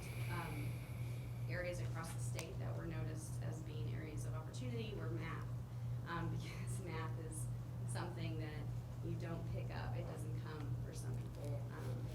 It's not as recursive as the reading processes where you're doing the same skills, but at increasingly complex levels. With math, you learn this skill, and then you learn this skill, and then you learn this skill. So if there's a period of time where you're not receiving instruction or practice in those particular skills, it's easier to fall behind. So you can go through and you can look. So you have 3 through 8th grade math, and then we provided bar graphs here that compare approaches, means, and masters in KISD to the region. So if you turn in the math section, if you turn to page 41, this is something that isn't always reported out widely, but I think that it's important because when you're looking at 5th grade in 2019 versus 5th grade in 2021, those are different groups of kids. Those are not the same kids. And so one thing that I like to do when we're looking at data is let's look at cohort. Now, we have a relatively low mobility rate at this time in Kennedale. We do have students move in and out, but it's lower than the state. So we can say comfortably that most of the kids that we had in 2019 are here also in 2021. So what you see here is that while there's still a drop, it's not as significant as it is when you look grade level by grade level, right? So if you look at how the kids performed in 2019 who were in third grade, performed in fifth grade, yes, there's still a gap, there's a drop from that particular performance levels, but it's not as significant as when you look at just grade level by grade level. So I wanted to point that out. I think it's an important piece of the narrative here. And then, so you can flip through, you can see reading, math, science, social studies, writing. And as I said, this last spring was the last time it's going to be tested. Starting next spring, it'll be integrated into all of the reading tests as well. But one thing that I thought was interesting that we included as well is a STAR participation. So one thing we did really well in Canada last year is we got our students to come up and take the STAR test. More so than happened in other districts, than happened across the state. And so here you can see that overall our participation rates are much higher. So while comparing Canada ISD performance levels to the state and to the region is an important metric and something that we want to look at, and we want to be transparent and honest about the data, we also want to look at how many kids across the state also took the test. And then when you get into EOCs, what about retesters? So that can adds a layer of complexity, because with EOCs you have to retake the test because they have to have a test to graduate, and so the numbers are off there. But I think our principals did a tremendous job getting students to come, just take the test, so that we can have the data, so that we can look at these pieces and make an individual plan for our students. So here we are. State assessment and accountability includes all of the levels of STAR tested subjects. So just an overview of state accountability. No overall domain scales for A through F ratings this year. So we use the STAR scores, the parent STAR scores, but they didn't count in terms of the A through F ratings. Now, there was legislation that was introduced this summer that we'll talk about in just a bit. HB 4545, you may or may not have heard about it, but it requires accelerated instruction for every student who failed the STAR test. So did not meet or did not achieve a proficiency score above. So that's something that wasn't known in the spring. So some parents chose to keep their children at home for safety reasons, and that was understandable. But those particular students were put on the accelerated instruction list. The state did give the option for them to test out, if you will. Districts are able to give a BOY assessment to see if they're able to demonstrate mastery of grade level standards. But previously, we'd have retests in 5th grade and 8th grade over the summer, and they've done away with that piece. And now students who failed the STAR test the year before, rather than doing what we previously did with the retest in the summer, they're required to receive 30 hours, at least 1 hour a week of accelerated instruction the following school year.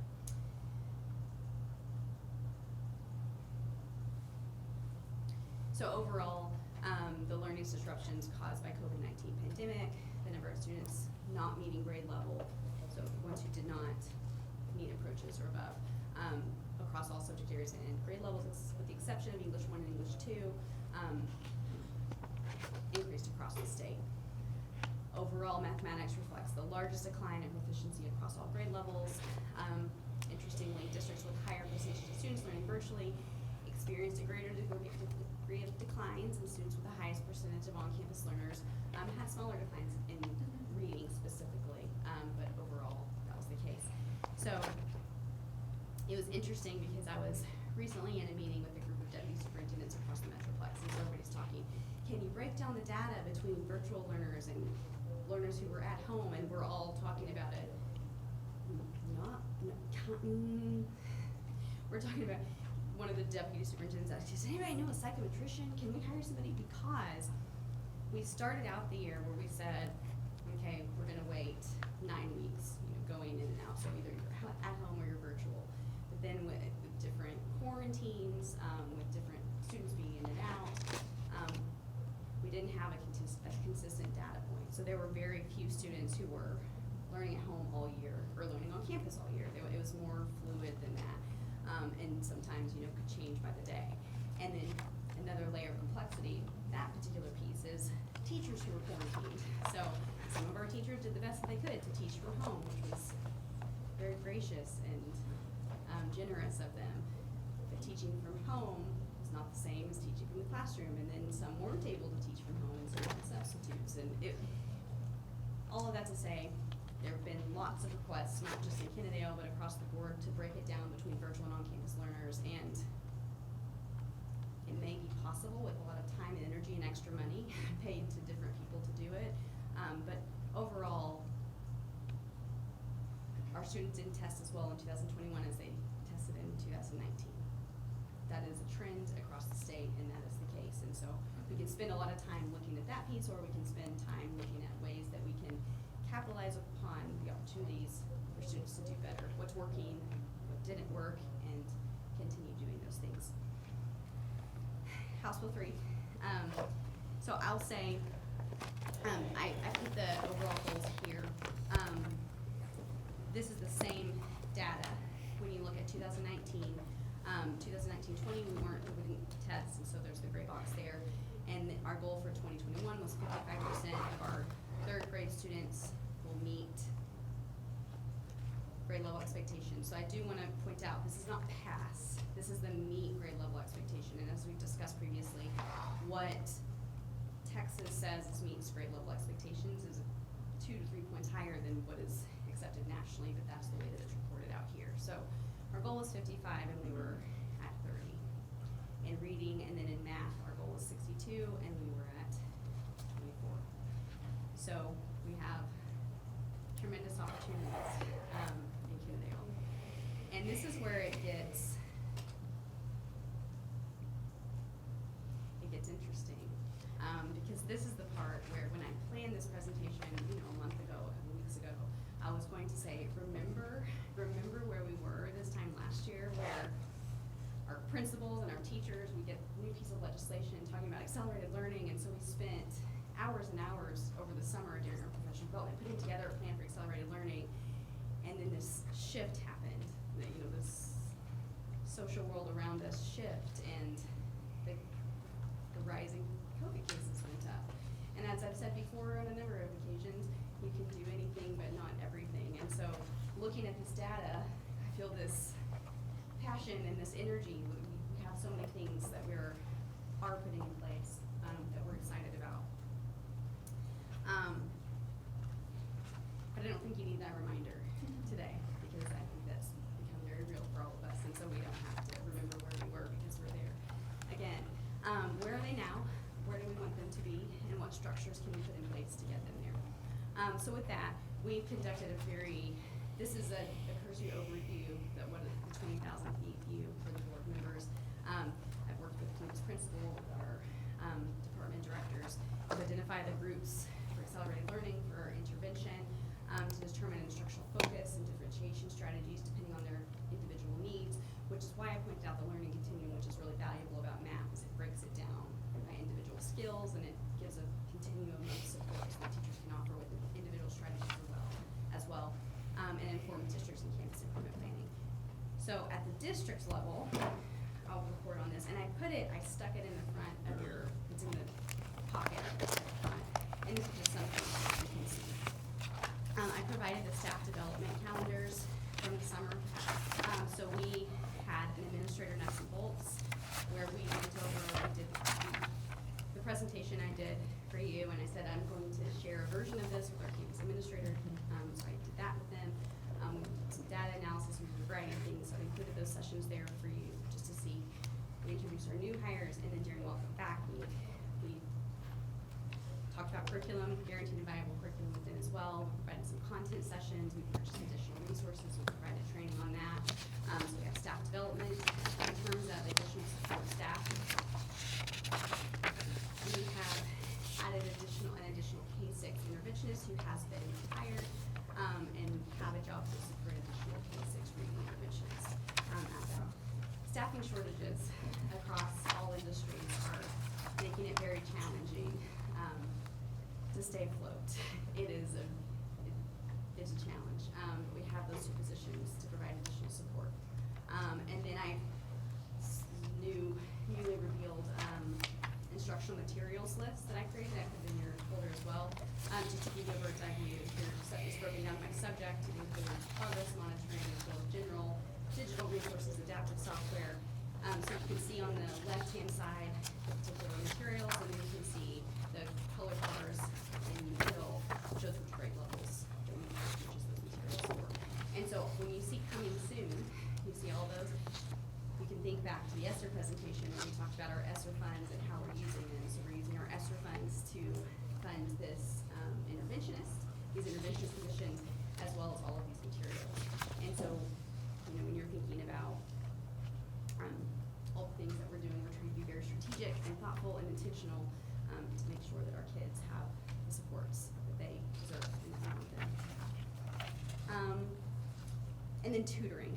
That's something that we have not started yet. We've applied for a grant through the state, but then also we're looking at using ESSER funds as well to contract out with a tutoring company. Our teachers are stretched very thin right now. They're offering before and after school accelerated instruction, but we can use a portion of those funds for students who are identified to pair them up with in small groups to work with a tutor. They can work before school, after school. We talked about doing things on March and April breaks as well.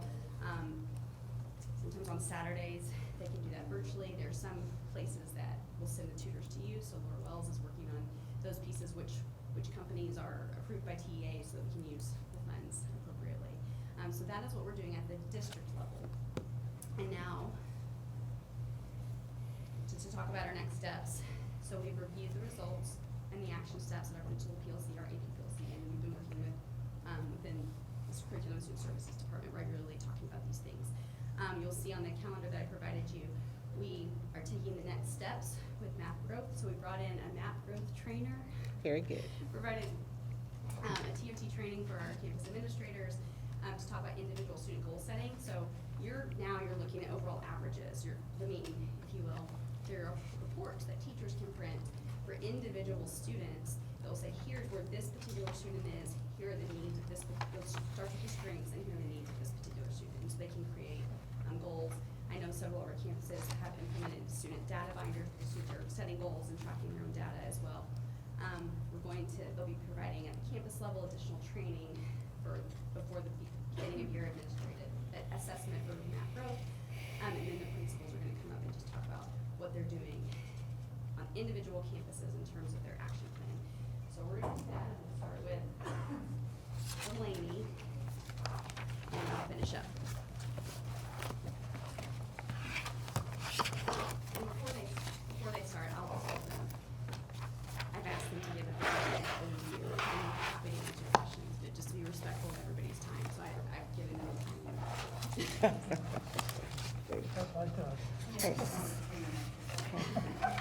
I just want to, it's me up. Good evening. Good evening.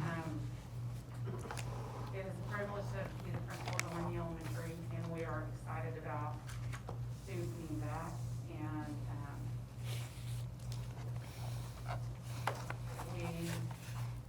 the data from last year on math was a little confusing with all the different learning environments or testing environments. But we do feel like the end of the year math results and the STAR gave us some good data because the students were back and they took it on campus.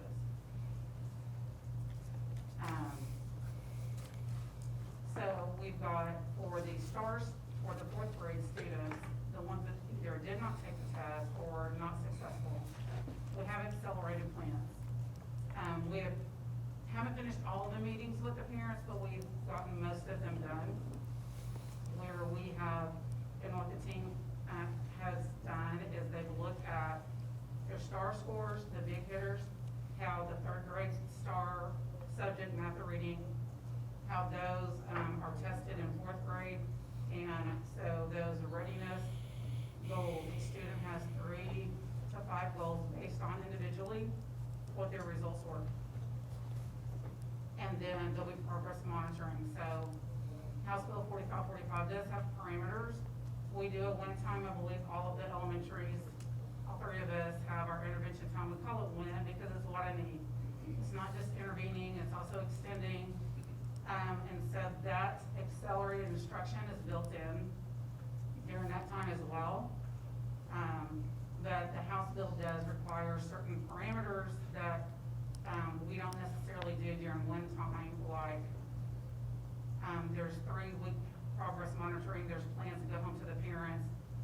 whoever starts the accelerated instruction has to be the same teacher all the way through. Attendance is taken, the times are recorded, all those things. So there is some extra things, but it's still during that time, it's still what we do. It's still wanting to prepare the students to be successful. I also think when we take the beginning of your map has shown, that is one thing that we did see, there is a correlation to how they perform on the map, to how they perform on the STAR. So getting the beginning of the year map results for all students as well. I think, and comparing that, their plans, is there anything we need to tweak?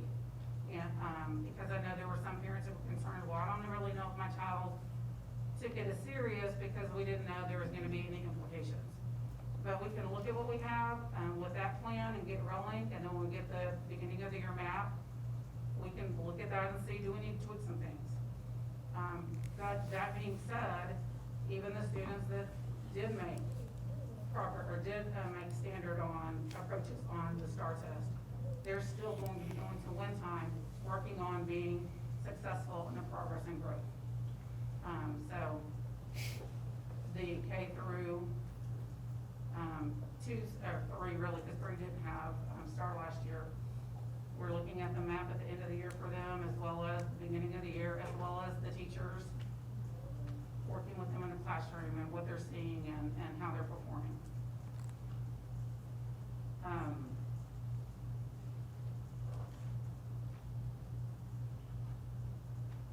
That's it in a nutshell. Do y'all have any questions?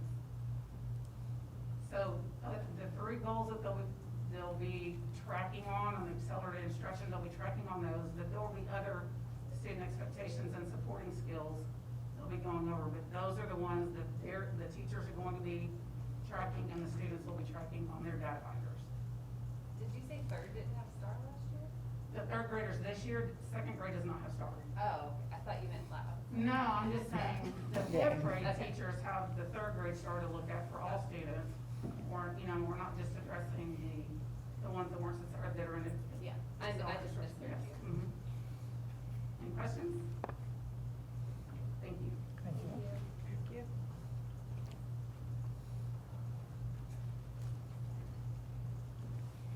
Hello, friends. Hello. Mask or no mask, you can hear me. I am from Patterson Elementary, excited to be here today to present to you what we have come up with at Patterson in order for all of our students to be committed to excellence as well as we are. What we noticed in our math data from beginning of the year to end of the year was that our literacy and early reading skills needed to be attended to with more fidelity. So what we have done is, in our master schedule, we have explicit phonics that is taught daily in every grade level, K through 4. And at that time, I'm able to go through and do fidelity walks, so I can see that phonics is being taught in every grade level.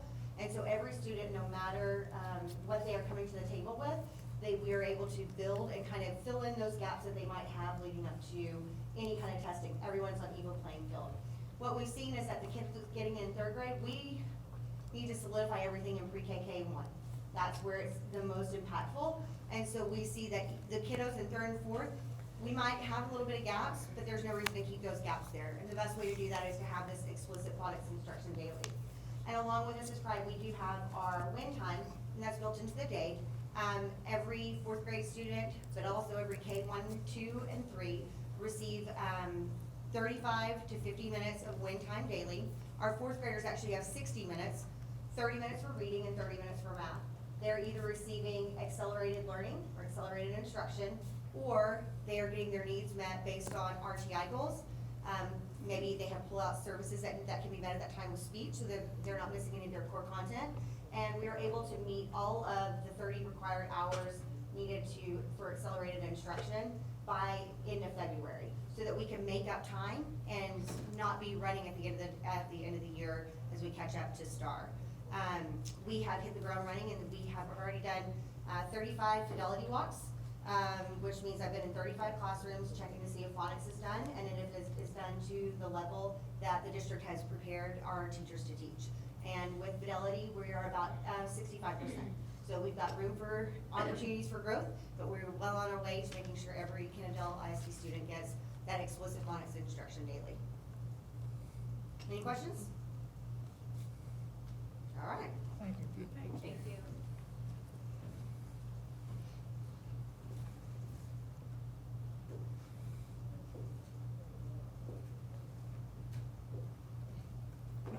Good evening. Good evening.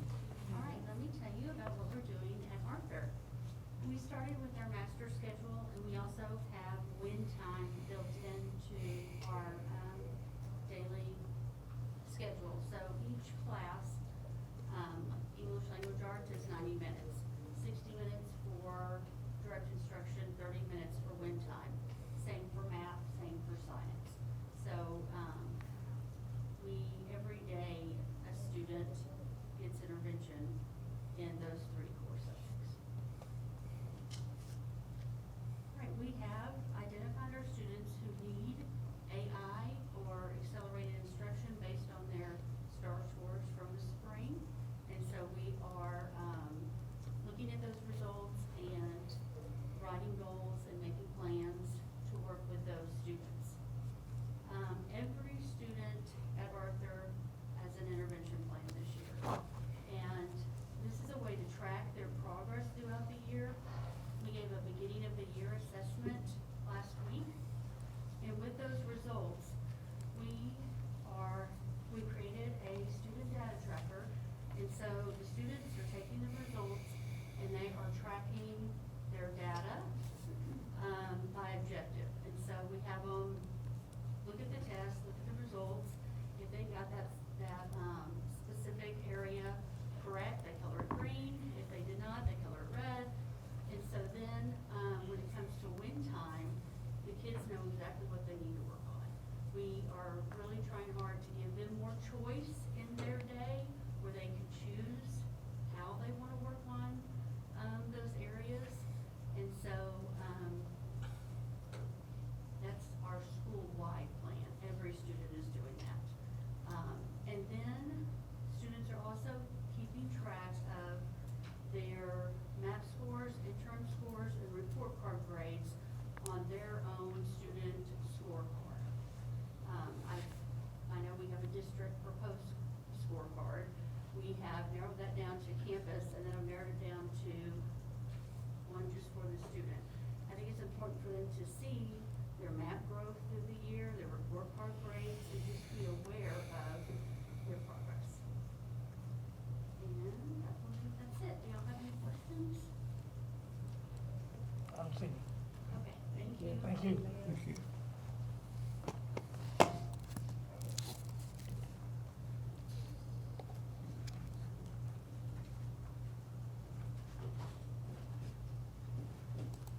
Good evening. Good evening.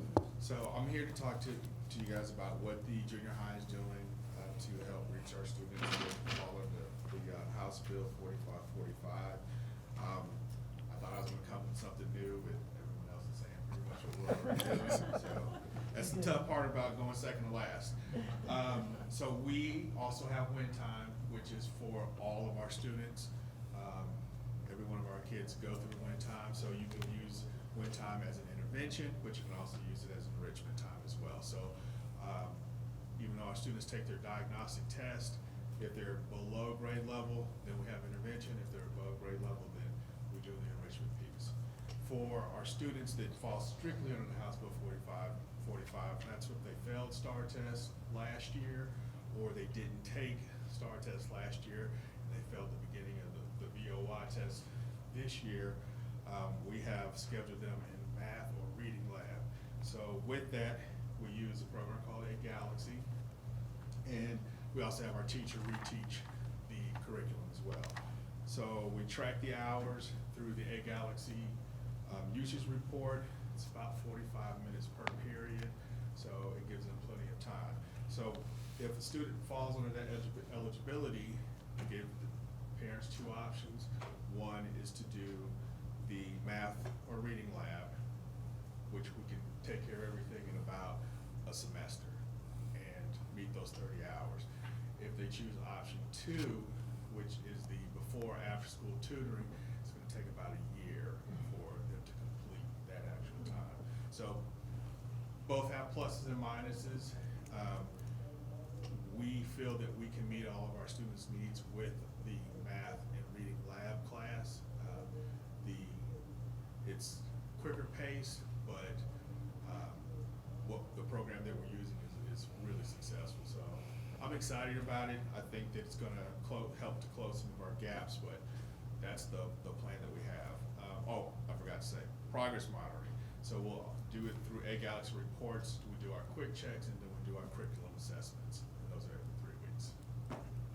Any questions?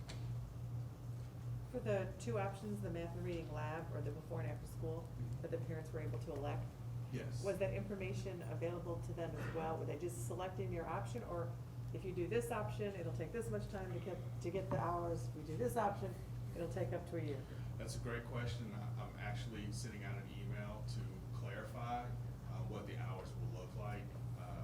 But they can select which option they want, and then if they select option 2, we do follow up and say, hey, it's going to take the entire year for you to be able to complete that, because that's basically talking about 1 hour per week for the entire school year.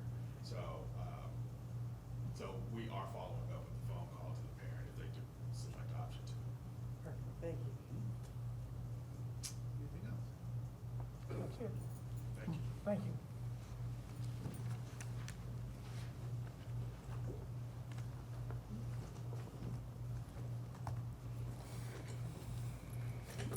It's been a while. I want to say just one quick thing, and Mr. G, I appreciate our parents that came up and spoke at the last couple of board meetings for their civility and the well thought out nature of their thoughts and the way they shared them. I've seen some ugly board meetings from around the areas and their public meetings, and I appreciate the civility. All right, we have a lot of things going on. First of all, with this, we look at last year, it was our first rollout. So here's COVID and here is math, and roll it out and half the kids are home. So that's what we did. And so I've got 4 major points here that you'll need to remember. That first of all, when we look at the high school data, it's absolutely ugly. There's no defense of it. I don't have anything to say besides we've got to do better. But when you look at that data, that we do have. We had beginning of the year, middle of the year, end of the year. When we tried to test all the kids, they had to be in all 3 to be counted in that MAP growth. So when you actually look at that data, there are some testing areas where only 25 to 50 kids actually are representative of the whole grade. And so depending on the subject. And so one of the things that we have to do is we've got to get more reliable data. So the first thing that we've got to do is we've got to improve our testing procedures at the high school to increase testing participation and to ensure that every kid tests at each of the beginning, middle, and end of the year. The second thing that we've got to do is, I've done a lot of thinking about this with high school kids or with anybody. If I set your goals for you, if I were to say, board, you know what my goal is for you? It's for everyone to run 5 miles within a month. You're probably not going to enjoy that. Our kids are going to do the same thing. One of the things I've learned from one of the principals at elementary that they've been doing is to have their students use the data binders and do goal setting with students. We actually are doing that in some of our accelerated learning courses. This is ways that high schools can be better at what they do and when trying to improve reading scores and things like that. And so the second thing is that we're going to implement strategies to motivate students to do better on these assessments. Anybody who's had a high school student, you know that they can almost be assessed out. And so we've got to provide some motivation to make sure we get accurate data from them and their best data from them when they do tests. So we want them to set their goals, not us set the goals for them. Next, we have really adapted to House Bill 45. I think I worked with our administrative team in July. We didn't even know what this bill looked like, but I knew we had to stage and get our kids in position when we built our master schedule, or we'd be chasing our tail once the year started. Just to let you know, we estimated this summer 352 students that qualified for accelerated learning with all the tests. Remember, 8th grade through, again, the great joke is, hey, 8th graders that are coming to the high school, you can take the STAR, but it's optional. but then we're gonna pass a bill when you fail and say you need accelerated learning. So, thank you, state, for that joke, but that's what's happened. And then about 41 of them did not test, but when you hear that word 300, remember, we've got 5 EOCs in our high school, and then the 8th grade tests that go along with that to make that number. I just want to, I heard you ask a question, Dr. Douglas, about some things, and I did some math. I said the other joke in House Bill 45 is they said they had to do it 3 to 1. I have a teacher that works 5 days a week, and all they did was work 3 to 1 with students on an 8-period day where they have a conference period. That means they could work 7 periods, and they could work with 63 kids during the day of a normal 45-minute class period like we have. To work with all the kids that we need in reading alone, we need 5 to 6 full-time teachers to meet the 3 to 1. We have been collecting waivers, and we will get information out to the parents.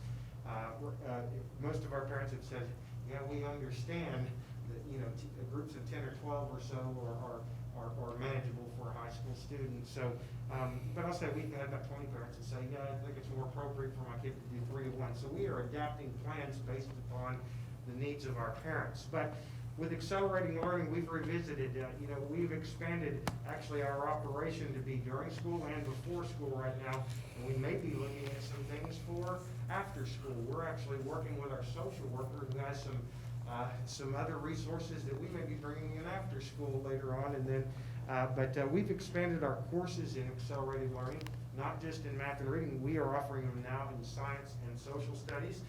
We have redesigned some of our courses to be semester long. In past years, we've been able to provide students, say, with reading, but we might not have also been able to give them math because our courses were designed to be year long. So we've actually reimagined them to be semester long. And then the other thing we did to make sure that worked with our kids' schedules, we stacked them on our master schedule with our reading and math teachers to make sure kids could go back interchangeably. So it wouldn't, having both of those options wouldn't affect the rest of their course load. So we worked hard on our master schedule in July. We got a lot of good guidance from Dr. Vu and Ms. Volding and her team. But just to say that we have been able to successfully preemptively schedule over 300 students into these classes and get parent permission slips back and talk with parents and make phone calls. So the one thing that I say that we've done preemptively, I said, is just get them there and then let our great teachers take care of the rest. And so that's where we hope we go. But I'll say this, the district, Dr. Vu showed you guys some professional development the district has done. And this is the first time that the district has set aside some time for our interventionists to actually get together and plan together. It was one of the most productive 3 hours, and I think they did it again in the afternoon. But I spent about 3 hours with them, and they were learning from each other. I was going, wow, you guys do that down there? And I know our interventionists were really picking up some great ideas. But this is some great communication. So I'll say professional development, but our accelerated learning program, the 4th, is in the map testing. We've had an option at the high school for reading, math, and language usage. This year, I think we're going to take the algebra option also. That is very relevant because hopefully that will tie those results also to the STAR test they take at the end of the year. I've got a question for you. I thank you for the information. However, if you could expand just a little bit more on how you said you're going to motivate participation. Well, the first thing in motivation is I can't motivate someone always, you know. I say motivation is done in a lot of different ways. I always tell the teachers, how do you motivate a kid? And the answer to that is ask them. You ask them if they want to play football. You ask them if they will do their best for you. And that's one of the things, is building those personal relationships with kids to motivate. But the other part of motivation is inside their accelerated learning classes, they are actually going to learn, just like you did, how to read their data and understand it and set goals for themselves. The example I used a while ago is a lot of times in education or anything else, we set goals for students. That doesn't mean a single thing to a teenager. I want them to check their emails that come from Mr. Cagle every day, but they don't ever check those. I guarantee you, I'm going to send it out 5 different ways. But that's part of it, changing the strategies we have. And then the other thing is we actually, in our reading intervention, building some personal relationships. This is another example of how you motivate a kid. We actually, our reading interventionist right now is bringing up something that we did at the junior high, and junior high probably still does. It's called the Texas Middle School Fluency Exam. It's much like TPRI in elementary schools, where the teachers actually sit down, time a kid, listen to them read, gauge their fluency, comprehension, and all of those things. And so it's the first time I think that we've done that up here, but those one-on-one meetings, watching those and what's going on in the classroom have been pretty powerful, just to start building that relationship and having a kid go, look, and you know, the teacher go, look, man, you were actually a really good reader, or hey, these are the things you need to work on as we go forward. But you know, us being able to better identify, I'd say, you know, part of that motivation, if you show a kid how to be successful, or show someone that they can be successful in small chunks, that's another way of motivation. You know, I used the 5-mile example. You can't run 5 till you can run 1, and so you know, in small chunks out here, you got to show kids to be successful and motivational. So I don't know if that answers your question. So I don't know. Did that answer your question? Yeah, you got me to the trough. Okay, I did. All right. All right. Anything else? Anybody else want to take a chance? I think you're done. Thank you. Thank you. Thank you. So I wanted you to have an opportunity to hear from principals, because it's a tough time to be an educator right now. You know, this happened to us last year, and we were so hopeful going into the summer, and we had our admin nuts and bolts, and this new legislation came out, with they changed all the rules, and everything was different, and we heard this now, we have accelerated learning committees, and we're scheduling parent meetings, and we're scheduling children, we're reworking our entire master schedule the week before school starts, and the teachers are upset because they don't have their class list, but we have to put these things in place, and there was a bill filed yesterday, might change HB 4545. What? They didn't know. This is our life. We do care. We care so much. So much. You can do anything, but not everything. And so, like he said it perfectly, there's no excuses for anything that's happening, but we've had it's been a tough year. It's the never-ending winter.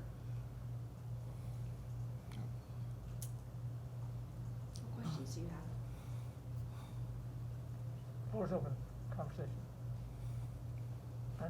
None? It sounds like the mapping is giving a good guidance to what you have, where you want to be, where you are in the middle of it, and hopefully pointing you in the direction of where you need to be. And we're hoping that we have a good rate of participation this year, BOY, MOY, EOY. Who knows how that's gonna go. But it helps a lot. It's very helpful as a teacher to be able to, I was able to do this when I taught AP. They didn't have that for all the grade levels until recently, but to be able to print a report and say, this particular child, this is what this child needs, this is what they're great at. As Mr. Cagle said, let's build upon that. Let's not sit there and pick apart all of their deficits, but let's build upon the areas of strength and then pinpoint the areas that they need additional support to move forward. So, agreed.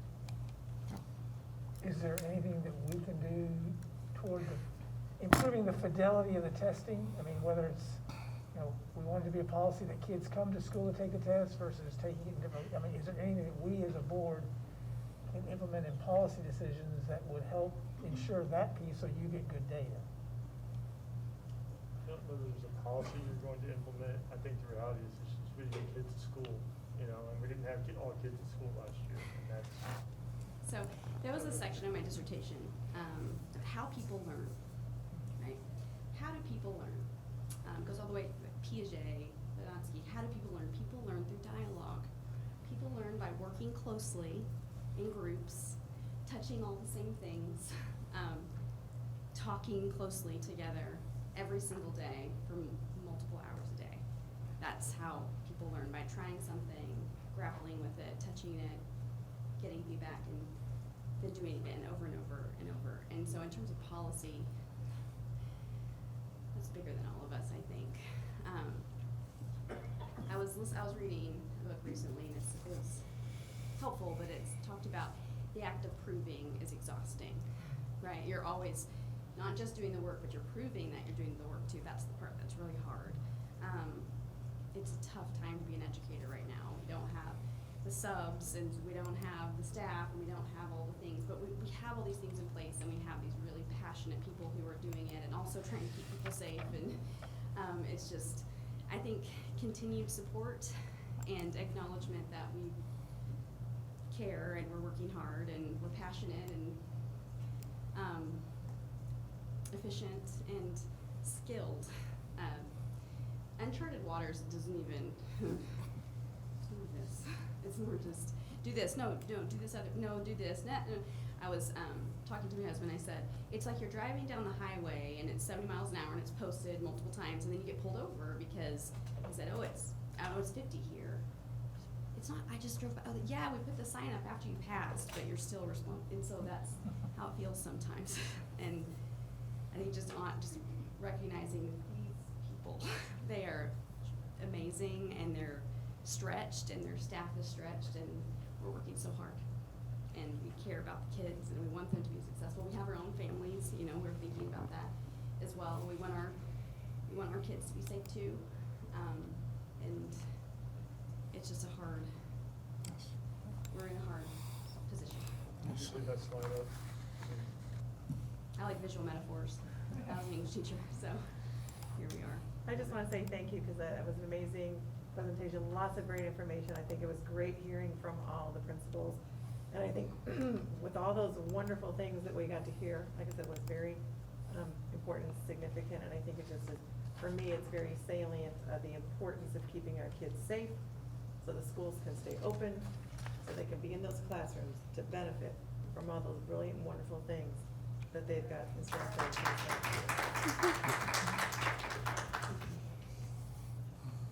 I really do want questions. I didn't mean to get all nuts. I'm happy to answer anything. The binders, I wanted to give you here it is. Here you go. I'm ready. And then the column got deleted, which was hard for me as a perfectionist up here standing in front of all of you. But I'm happy to answer questions now or later. It's bleak.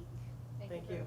Thank you. It's bleak. Thanks for putting it all together. And I'm personally excited that now, as it was stated, now every single child has, with the information, has a binder and has a plan and has an action that can follow with them across every grade. I will say one exciting thing that's not here, but we're working on this, and it's always funds, right? And we have all these funds, and we're gonna buy these things, and we're gonna do these things. The virtual learning it will take away from that, and maybe that's what we need, but it takes away from that particular piece. But there's a local district near us that uses this. As a parent, I bet you want to see these reports. There are family reports that are available, but the act of printing up every single one and addressing it individually to the way it is, our principals have tried and hours and hours and hours, but there's a piece of software that another district uses that can print up the reports and send them out via email with a button click. And so we're looking at that so that it's a shared partnership, right, between the teachers and the administrators and also the families, because if the families can see how their students are growing and where their areas of strength and opportunity lie, then that just makes us that much stronger. But time is finite, and so doing that without this additional piece, but it's something that we're looking at as well. And so I just want to, as parents, I think it'd be valuable. Well, that might help with the motivation that Mr. Cagle was talking about. Mama's gonna see it. No, yeah. Motivate my child. Because I know right now it's mainly at a campus level and with some kids seeing all that information, and that's helpful, but when it comes home and mom and dad or whoever's at home know what's going on and know it's coming up next week and we worked on it. We were looking at it in admin nuts and bolts, and the way that it is, you literally have to click each child, download as a PDF, save, click, and you do that for hours and hours and hours, and that's not feasible for us right now because we're doing accelerated learning committees and spraying the gun. But with this piece of software, it's a button. You set it up and it's done. And so we are looking at ways to maximize our efficiency and effectiveness. It doesn't go back to policy. I'm going to think about the policy. Well, for example, policy would be, we're going to push a virtual learning environment, okay? We're back to a differentiated educational model where you have some at home and So I mean, that's a policy issue that I think we could discuss. I'm just asking is, are those things that would have an impact on what you're attempting to do, that it's supportive, not disruptive? Right now, it's a financial, because Right, there's no it is. funding for it. Now, there's legislation where they're looking at it, but it's, Senate Bill 15 right now is addressing that, but, is it gonna pass? We don't know, but right now, there's no funding tied to it. That would be a significant financial, But even with that, let's just say, because the one that came out yesterday, let's just say, part of legislation says that you can't have teacher teaching face-to-face and at home, which I wholeheartedly support because nobody wants to be an educator. Which I've That's too also much. promised our But staff that they would not means, be able to do. that means hiring additional Part- staff. Yeah. And we already have open Positions. positions. I met with some faculty members from your local university. Do you have anybody certified? Do you have what about this one? Do you have administrators? Do you have this? Because we're seeking people. So with that, we're adding additional positions, and we have positions that we don't have qualified applicants for. So it's everything you say yes to, you say no to something else, and it's not right or wrong, better or worse. It's just what are the goals, and that's where it's hard. But I'm gonna think about it. But I think all parents agree that everyone's first priority and preference would be to be in person. So everyone wants that safe environment. Yep. No one wants to be sitting at home in front of a computer monitoring their kid. Like, that was brutal. I had 3 kids and one of mine was in kindergarten. Quarantine kindergarten is The worst. I The loved worst. it. I do not approve. It's It was not fun. Terrible. It was there and I was thankful for it, but I don't think, okay, virtual, but parents don't want that. They just want a safe environment for their kids. I have a question for you, Dr. Boo. I know that in Mansfield, they practice a model where one teacher would actually just be virtual. I talked to Mansfield. I'll share with Okay, you. all right, I would love to hear that, because Sure. that way you have someone who does 'Cause I did. virtual, They're doing and if we virtual. did move to something like that. Absolutely. So they went to their principals and they asked for every campus to, looking for the right word, not volunteer as tribute, but every campus. Some of you get the joke. It's To be Someone voluntold. else would sacrifice it. So they gave a teacher, a certified teacher, a primary and a support teacher. They, for the most part, they offered their librarian, their tech apps. In Kendall, we don't have either the certified positions, we don't have those, the same positions that they do in Mansfield. So in our particular case, it would be a 3rd grade teacher, but looking at our numbers, we don't have Have an extra. we can't do that.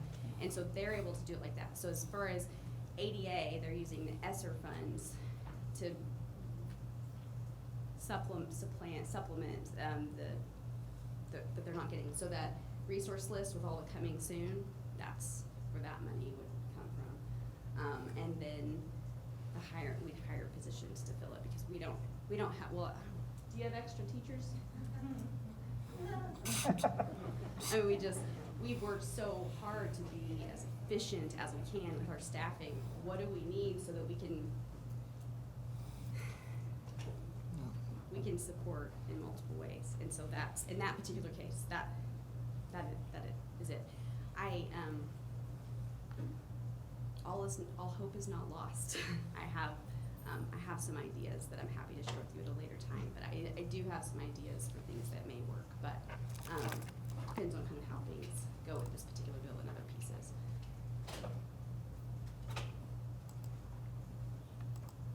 I think you're done. Thank you. Thank you.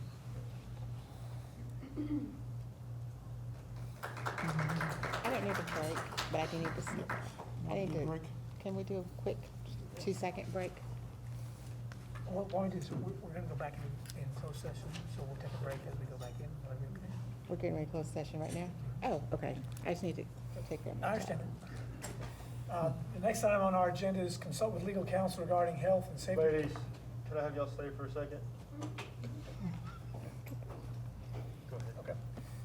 We're going to consult with legal counsel regarding health and safety protocols, pending litigation, legal process, and other subject matters as permitted by law for Texas Government Code Section 551.071.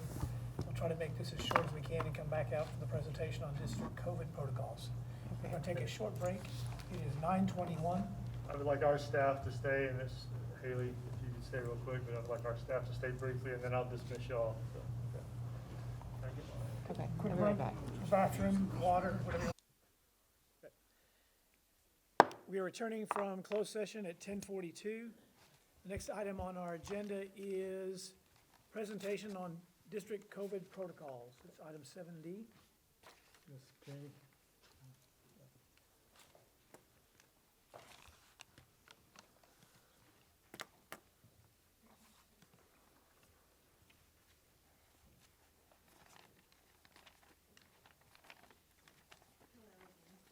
Sorry, I'm shivering, I'm freezing. It's freezing. Yes. It's like a meat locker in here.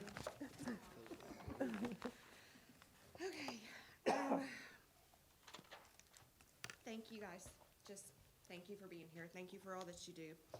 I just want to start by expressing how incredibly important all of our Wildcats' health and safety is to me and to our district employees and to our district leadership. And I would also like to express my sincere appreciation to all the mothers here tonight and the words that you guys have shared. So, thank you. So, here again, talking about the hot topic, COVID. I want to give you some information on where we were last year and where we are now. So, the school year of 2020-2021 was a year we had never seen before. We had 70 confirmed staff cases of COVID-19 over that year. We had 133 staff members that utilized the emergency paid sick leave program that was either provided by the federal leave program or the resolution that we passed, I think it was January, maybe February of this year. We had 213 cases of quarantines among our staff over that time, resulting in about 780 absence days for those staff members. That was just a part of the mitigating process, the tools that we were provided. For students, I don't have much information because a lot of that information was housed with our previous Director of Health, Safety, and Security. I can tell you that we did have, over the course of last school year, 166 cases of student positive on campus. So today, where we're at, 2 weeks into school, we have approximately 9 active staff members with 2 recovered staff members. At this time, there is no federal leave program, so if staff members are out, their leave is having to be utilized.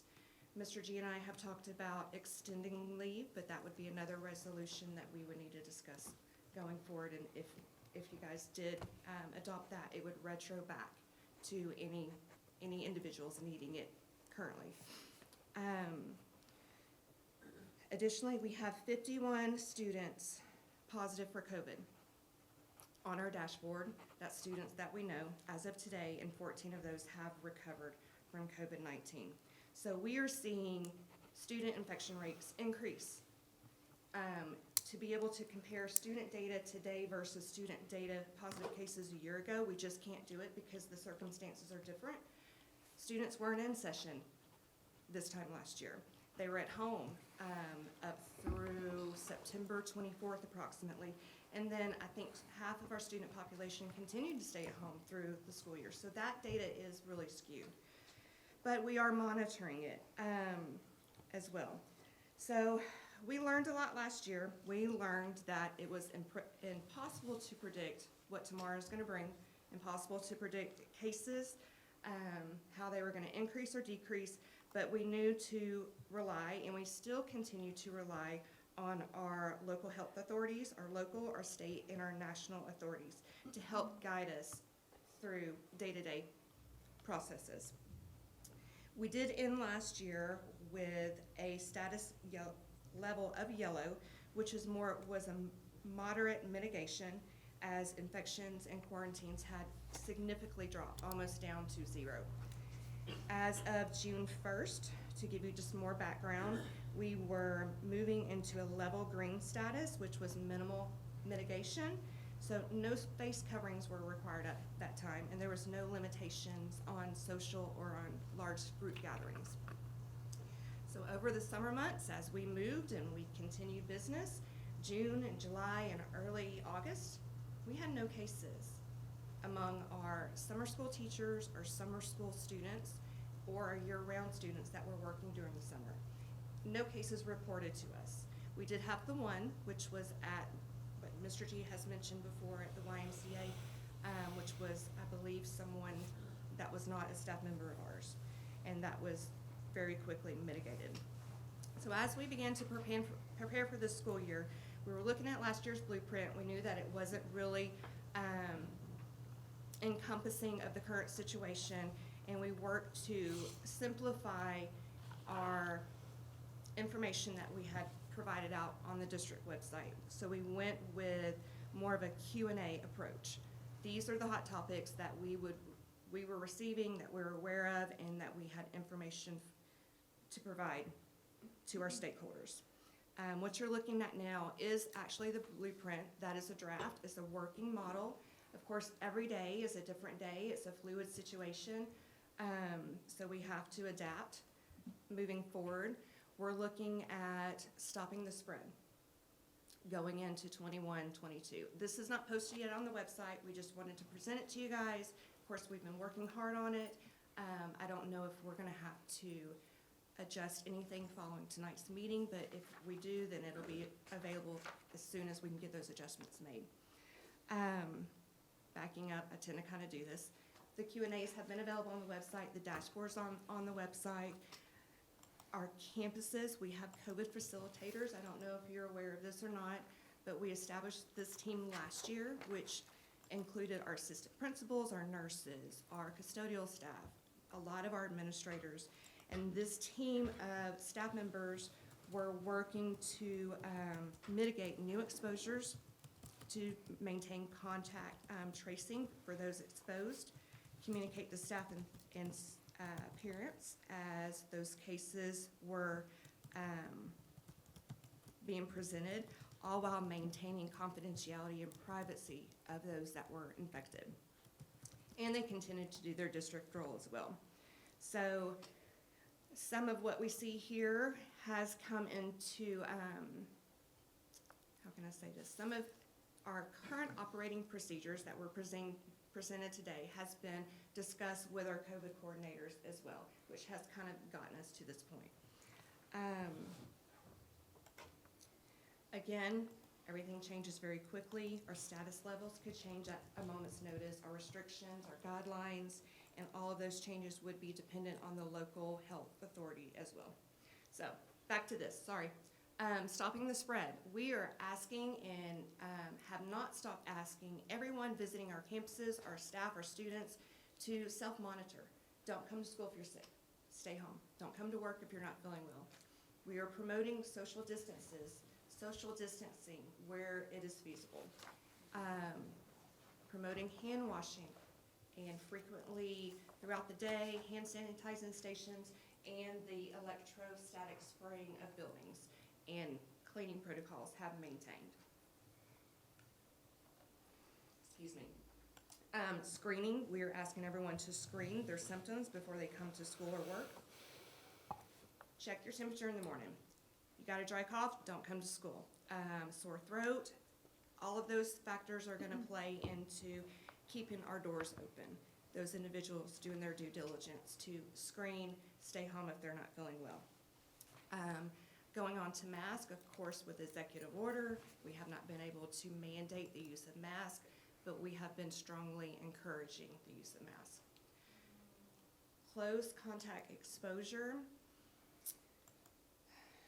Close contact is defined as, are you within 6 feet of a positive infected individual for 15 minutes or more cumulatively within a 24-hour period. Now, there is an exception for K through 12. They will exclude students who were within 3 to 6 feet of the infected person if they've been wearing the mask properly and consistently. So our COVID team has continued to look to those that are close contact exposed to a positive case and communicate that out. our COVID team on campuses are notifying the individuals that have been deemed close contact, and they're also notifying classrooms where there's been a positive exposure within that classroom. And that requirement came out last Thursday. August 19th. Thursday at the end of school. Yes. Is that So what the we- seating charts are that teachers are required to provide? Is that what this is all about for contact tracing? Yes. Okay. Yes. I have a question on Yes, that, comment. So close contact unless both individuals are wearing a mask, right? What about lunch? 3 feet, 3 feet, But they're not No 3 mask. feet apart. 15 minutes or more, 24-hour period. But if they're in lunch for more than 15 minutes and they don't have masks on, They should still be maintaining, ideally. how do you do that with ideally. an entire, Exactly. like, We the said numbers are maintain- so maintain high? When feasible, and right now with our. I understand, that's why I'm just It's saying, so I don't think that, so, for example, 2 first graders Mhm. that both wear masks all day, except for lunch, so they wouldn't be notified when one of them gets it because of that, even though at lunch? Well, correct me if I'm wrong, if first graders, are they going to lunch in their classroom pods? Yes. Okay, so that So would they be have a seating part charts. of the contact tracing requirements that the COVID coordinators are doing. So, this Okay. individual tested positive in that classroom. Excuse me. Okay, this is not the point in time where you get to communicate. We just gotta, I this only is her say that presentation. because, that's what happened I understand. to my daughter. I understand. It's hard. It's a hard job. I'm not trying to, I'm Yeah. just trying to understand it Mhm. because I know that's a question, and so I'm reading it, and Right. I'm just curious. Right, absolutely. And the close contact definition, that is from CDC, the 6-foot requirement. Now, the exception, I believe, is with TEA on the exception, the 3 to 6 foot exposure range. But that is that's the definition as defined by our national, local, state authorities. When we're doing the contact tracing, have you been within that distance? If you've been within that distance, then that individual should be notified. Our COVID teams are doing their due diligence to notify as they can. Yeah, it's hard. They are, I know it's They've a got challenge they've got because a the huge numbers are task. so high right now. Right. So I'll chalk it up to that. I was just wondering if maybe that was an exception, not considering lunch. I was They just should be curious. looking at lunch periods, They have, specials, the not younger grade levels have the outdoors, seating because- charts at lunch, so that's part of the contact tracing. Okay, I was just curious. Yeah, thank you for clarifying that one. Absolutely. Additionally, if they're deemed close contact exposed and it is a vaccinated individual, that's not really, well, per our guidelines, you would not be considered a close contact because you've received the vaccination. Unfortunately, with the kiddos, a lot of them are unable to receive the vaccination because of their age. So that is the close contact. And of course, you're seeing the detail. I've just got a summary here in front of me that I wanted to make sure I hit on. Of course, the COVID team is communicating as targeted as they can. So if there's a positive individual in that classroom, they are doing their due diligence, trying their best efforts to make sure that all parents, staff members, anyone that was in that classroom when that positive individual was there, that they're being notified of that positive individual. Of course, on the other side, they have to maintain confidentiality and privacy of those that are infected. Say your child has been deemed a close contact exposure, what do you do as a parent? CDC says it's probably best practice, it is best practice for you to keep your child at home during that infection period, that 10-day period. TEA says that you can send your child to school, but continue to self-monitor. If there's any symptoms there, self-monitor, stay at home. That would be a sibling as well. Absolutely, anyone in the family. Okay. So, is this, there we go. So, return to school, let me back up, I think. Oops.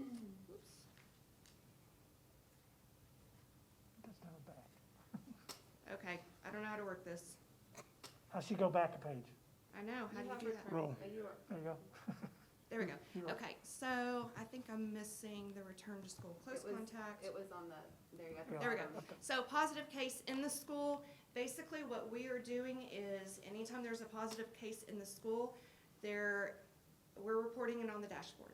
So what happens is a positive case comes in to the nurse or the COVID facilitator on campus. Those individuals are expected to report that out to the families as we've deemed appropriate, either to the classroom or to the campus level. They will enter that information into a COVID reporting form that will allow us to trace that information and also provide me the information to update our district dashboard. And So, I'm sorry, can you remind me what test has to be provided for that number to count on the dashboard? yes, so we're not just gonna take a, hey, verbally, so-and-so is exposed. We wanna make sure that we're providing as most accurate information as possible. So a PCR positive test, PCR, a lab confirmed positive test, we find that that is accurate data. And discussing test and rapid testing with our local health director. Rapid tests are questionable. In the positive perspective, a rapid test will be accepted. Okay. But they're finding that oftentimes a negative rapid test is not accurate, and oftentimes they are positive. So we'll accept a home rapid test that's positive as well as a lab confirmed test that's You positive. will, okay, you will accept a home. Or doctor's notification. I'm sorry? Or a doctor's notification. For a doctor's notification, yes. I have a question. Make sure I understand correctly. So if a child tests positive and a parent calls the school and just says, my child is positive for COVID, does that count or does it not count? If they show the rapid test, they need to show evidence of the rapid test. Yeah, So typically they would, a phone call not sufficient, you would need something that show that there's. the supporting documentation, Yeah, okay. absolutely. Of course, the COVID coordinators would update the reporting form, that comes to me, I get the ding, I'm seeing, how many cases are coming through, talking day to day, all day long, most times with Mr. G, talking to the local health authority, updating the dashboard as those confirmed cases are coming in, and the dashboard is up and down. You've got them coming in, you've got them going out, you've got them recovered, you have one that maybe is not recovered and they're out more than 10 days, unfortunately. Daily reporting, we're doing daily reporting to Tarrant County Health and weekly reporting to the Texas State Department, and those two avenues are online. The weekly is every Monday. We're doing our due diligence there. So I'm sorry, I feel like I just want to make sure I'm understanding You're fine. it. It's so much, I it's so know. much, and it's so confusing. And I don't mean to interrupt. So if a parent were to go to Walgreens, get the rapid test, test their family, some of them are positive, they call the school and they say, what, I can email you a picture of my, I have received, yeah, yes, okay, pictures. okay. Yes, absolutely. Thank you for clarifying. Absolutely. I mean, last year we were all about grace, and we've got to be all about grace this Yeah. year too. I Yes. mean, it's just a hard Yeah, thing. because And I don't want pivot. parents to feel like it's already tragic enough to see that I know. positive when that's the last thing you want coming in your house. Exactly. So then to kind of be told, well, I need you to now go to the doctor, and no one can get an appointment and have to sit in your car for 4 hours because you have to bring back a note to school to make it official. I mean, I understand Absolutely. that process, but Yeah. I just, for parents that work so hard to hunt all over town to find a test, I know. it's okay to send in a picture of a positive. Absolutely. And that parent should be discussing their situation with the COVID facilitator on campus Yes. or the nurse. And we've got them listed here under reporting, which is the next section. So as soon as a staff member or a student, a parent of the student, they know that they've got someone in their household that's positive, don't send that positive person to school, that individual. Report out to the appropriate campus and the appropriate contact and let them know, and they will communicate the needs going forward. We have met twice in person since August 10th with our assistant principals, our nurses, our director of facilities, Mr. G, just trying to refreshen some of our district protocols, because most of them have been out for the summer and they've just, not been in the weeds of things. And I'm talking to them daily. I don't know how many times a day I'm on the phone with Miss Bruce or Miss Poor or the nurses, talking to them to work through all the different situations. Attendance, so if we do have an individual that tests positive and they're out for COVID, they will receive excused absences. They just need to provide that supporting documentation that we just talked about. Okay? And those attendance days will be excused. Does that apply to the siblings in home if they are kept home by their parents? If it's a positive in the household, yes, okay? Yes. But if Yeah. it's a close contact and they're not symptomatic, they get 5 days, and parent days, and then beyond that, they have to have a doctor's notification of why they're staying at home. Yes. So we're trying to follow our attendance guidelines as close as possible as well. With the makeup work, the students, if they're home and they are ill or positive, and maybe they're just positive and they're not experiencing symptoms, they should have access to their Google Classroom. And we've been in communication with Dr. Vu and the principals to make sure that that is occurring for them. I don't know that has been, and that could be just, it's so new and everyone's trying to figure out what's going on, and we just passed out Chromebooks, so we're probably it's a work in progress. But something, and maybe this is in the works, but since it's the topic, because I know some kids, especially if it's like a sibling in their home, they feel well enough to do that work and they don't want to be so far behind. Right. So is it possible that you can get that work and then there's a due date of a month so that they're going to get the, Yes, yes. Our grading policy says that the students get 1 day for every day that they're absent to turn in the work. I have put information, I've shared with the principals, I've received confirmation from the principals that it is happening. Okay. And I put out a staff newsletter on Tuesday that explained to the staff, the grading policy still stands as of now with state guidance. Students are still counted absent if they miss. However, the expectation is that they have the opportunity to complete their assignments at home if they feel well enough to do so. We're Right. not requiring them to course, work but- from home if they have that opportunity. but posting that and then having that extra, so at least if they want to do it, then they're able to do it. And the question has come up about, well, how often do we have to post? How many things? And my response has been, it's in alignment with our grading guidelines. So for example, you have to have 15 grades in middle school or junior high school by the end of the 9-week grading period. So the expectation is they're posting something 2 to 3 times a week. And so what I put is you're posting assignments and related materials. So we can't, it's written into legislation now, require teachers to do what they did last year with the Zoom teaching and offer the synchronous live. But we are, and set an expectation that they are posting an assignment, related materials, whatever that looks like. If it's a video, sometimes it can be that, or it could be something that they're going to read, so that the students can keep up, because we want our students to have, they deserve the opportunity to do that at their home. That's helpful, thank you. And it's outlined here under the makeup work. They will have equal time from the days that they're absent to make up that work. Quick question, you said we have passed out Chromebooks? Yes. Yes. Now, elementary's not taking them home with them. Okay, so if So they, I think that's a misconception. So Okay, everybody thinks that 'cause- we haven't passed them out. They've been passed They're at out, school. but they're in the classrooms. okay, So it's gonna be like any other situation, with any other illness, your student is sick, you contact the school, your student needs a Chromebook. Right.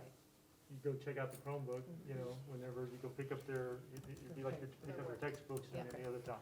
Gotcha. okay. Yeah. My kids are elementary, I didn't know.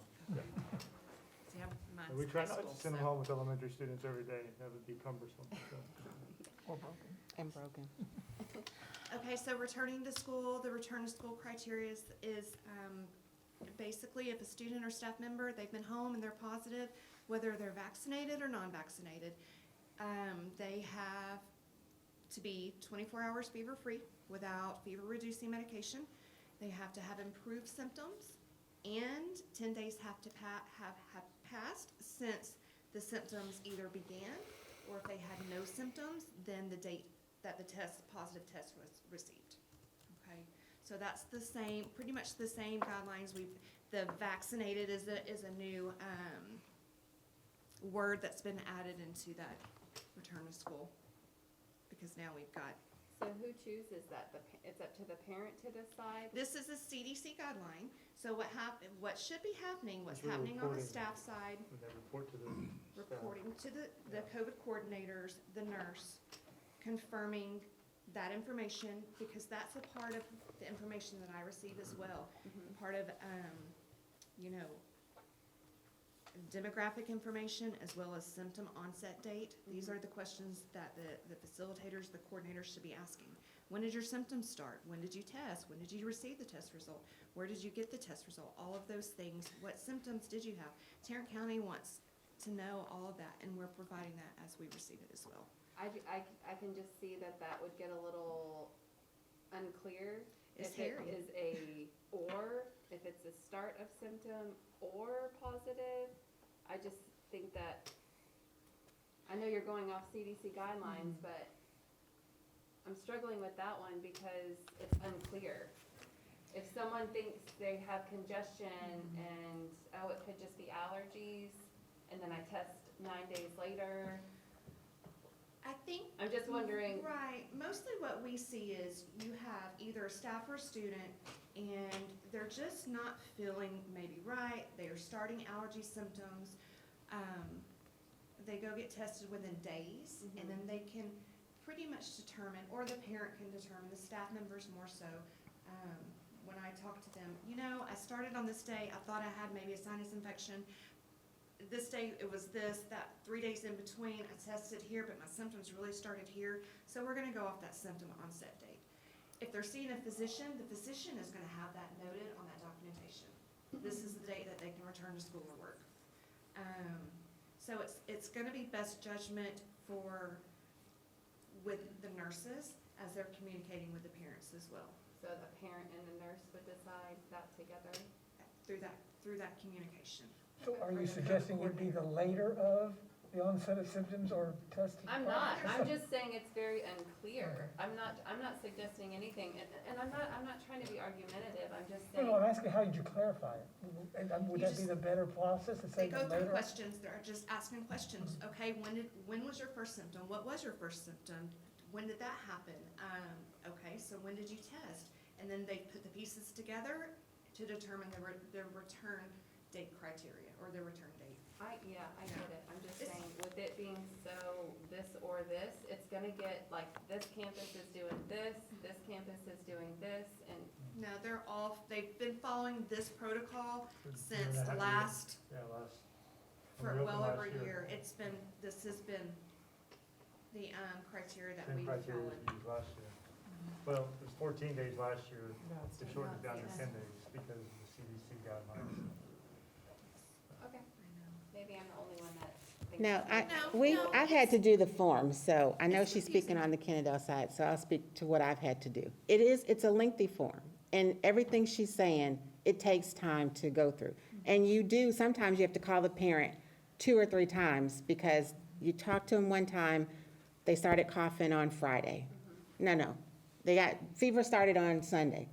Okay, hang up the phone, you think you're getting ready to finish the report. Then you get to the next question, what was the first symptom? Well, they might have told you the fever, but that wasn't the first symptom. So then you have to call back and say, so tell me more about what happened. When did you first notice? Oh, well, they started sleeping on Dad was Friday night. Okay, so then you gotta go back and redo the form based on that information. So we want it to be set in stone. We want a hard, fast date, but we try to go back to the very first, Dad said they went to sleep early, and that could be Friday night. So Friday night is when we're gonna start looking at, if the child was in school Friday, and they started Friday night, well, then that's what we're gonna start with. If the child was in school Thursday, didn't come Friday, started on Friday night, well, then that's a different set of circumstances because now they didn't expose anybody on Friday. Right. When they first, Friday night, it started, so, Parents are working with. yeah. Yes, and So that it's, goes I don't wanna be back in charge to of the that. contact tracing. And, Yes. You know, and I probably should have said this, and I apologize that I didn't. Friday, okay, that first symptom, you were at school on Friday, so who were you exposed to on Right. Friday? So that is just a part of the whole process in gathering information to determine who do we need to talk to? Right. Who do we need to contact? Were they deemed, close contact, exposed, and when can they return to school? Thank you. Thank you, Ms. So return to school criteria, I'm gonna go on to UIL criteria. UIL came out, this month, probably after August 5th, I can't remember the exact date. And they said that those who test positive for COVID-19 must receive clearance from their physician prior to returning to participate in any UIL marching or athletic event. So a physician's clearance is required for those students. And the parents, we are wanting the parents to communicate with each campus COVID contact and also provide communication to either Mr. Oktay or Ms. Bostad, or for cheerleading, Ms. Allen. for And the one thing I would clearance. also say, we have partnered with Hazel Health. That was one of the reasons why we brought in Hazel Health, which is a teledoc medicine format. One, families utilize that. If they sign up for it, they can utilize it at home before they ever bring their students to school. Also, they can sit there, they can't get a doctor's appointment, they can't get into, they can't leave work, but they can sit there and video conference in with the doctor. They want to be there with so that doctor can, evaluate their child on our campus without them having to take them to the doctor. And we're encouraging our families to, sign up for that benefit, Now, they will charge insurance, whether that be, Medicaid, CHIPS, or personal insurance, they will charge the family's insurance. So we're also looking to focus on social and emotional learning. We have the Parent U educational program for students, parents, and families that have the opportunity to acquire knowledge. I can't speak much to this because this is not my avenue. I know Dr. Devlin has been very involved in this, and there's a counseling at home resource page as well. Okay. Child nutrition, we're operating currently under normal operating conditions, and of course we do have free breakfast and lunch this year for our students. Transportation, it is still provided, however students are still strongly encouraged to wear a mask while they're on the school bus. Okay. The visitors, another district procedure is we're allowing we're allowing visitors by appointment only unless it's for a school scheduled event, and that could be subject to change at any time based off of our guidelines and the community spread level. Water fountains, encouraging using your own water bottles, and then the touchless refill stations have been made available. So this, like I said, is a working document. We're gonna add, we're gonna change as conditions change depending on, the transmission level within our students and our staff. Constant coordination with the local health department. They are wonderful. The medical director from Tarrant County actually came out Sunday and met with Mr. G and I and one of our principals, and she had a lot of good information and is just very accommodating, and she's here for us. Additional mitigation measures as we deem appropriate for the best interest of all of our Wildcats. So, can I help answer anything? It's a lot of information. It's so confusing. Can we get this? It feels like it's all over the place. I'm sorry? Can we get that? I think Mandy provided you guys a copy. Does she not? Do we have a copy? A hard copy? I do not. So while you're still here, I know that. And it will be posted on the website as soon as, We've got them here. Oh, okay. When will it be posted? I was as just soon gonna- as, unless there's any changes tonight, it'll be posted tomorrow. And it'll be under our COVID tab where our dashboard is located and our frequently asked questions and resources. Yeah. Just Okay, real hardship. quick, because you brought it up and I was gonna bring it up as well. And I guess maybe it's with the board, but I personally would love to, bring back COVID days for staff. When teachers only get 10 days for the entire year. And then you have to quarantine, and they're using their 10 days in the first 2 weeks of school. So I'm glad that you guys, I would love, personally, I would love to talk about that. We can put that, not really appropriate at this point, but we can put that back on our agenda. Well, and I talk just, about- because yeah. she made that comment. Absolutely, and we've discussed that We've many, many already times. been having these conversations, so. Okay, good. Many, many times. Mr. G, can you recap for us again when the health department spoke with you last? What were their recommendations, you said with a couple of the campuses? We had looked at, Saturday, I contacted, Tarrant County Health, Dr. Colquitt, and she came out on Sunday, and met with, Ms. Spitzer, Ms. King and I, and, we basically went through kind of the scenarios and, at Patterson, and, the increasing numbers at Patterson, and what our options were, and what is the threshold for, closing, classrooms. So, And she recommended what? basically, that we closed the classrooms that we were getting to 20% at, so. And, When you say close, you mean quarantine, just, or close it? Shut them down. Shut it down Shut 'em for, down to The mitigate issue- the spread. Part of the issue then is that you've got kids that are being shut down when the rest of the school's not being shut down, and so then how do you make up that time with those students? So, the other option is shut the entire district down for a period of time, or shut down, an entire campus, but then once again, you're having one campus having to make up time at a different time than everybody else. and there are some classrooms already that are at that 20% They're very there? close, yeah. Very close, They're on the but threshold. it's fluid. You have, one that may come back, and then another from another classroom that may leave. So, a lot of the transmission, new infection transmission data that, I received was new transmissions approximately the date of August 16th, and now we're 10 days, so we're seeing those return. So it's kind of like we hit that peak, and I'm hoping that we will go down, but of course, no one knows what tomorrow's gonna bring. Yeah, I think it's more likely to continue to see people dropping like flies, at this point.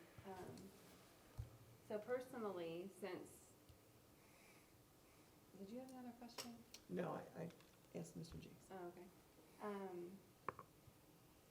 Considering these status levels that are up on the website, and considering how cases are on this trend and not this trend, and we are dangerously close to having to close classrooms,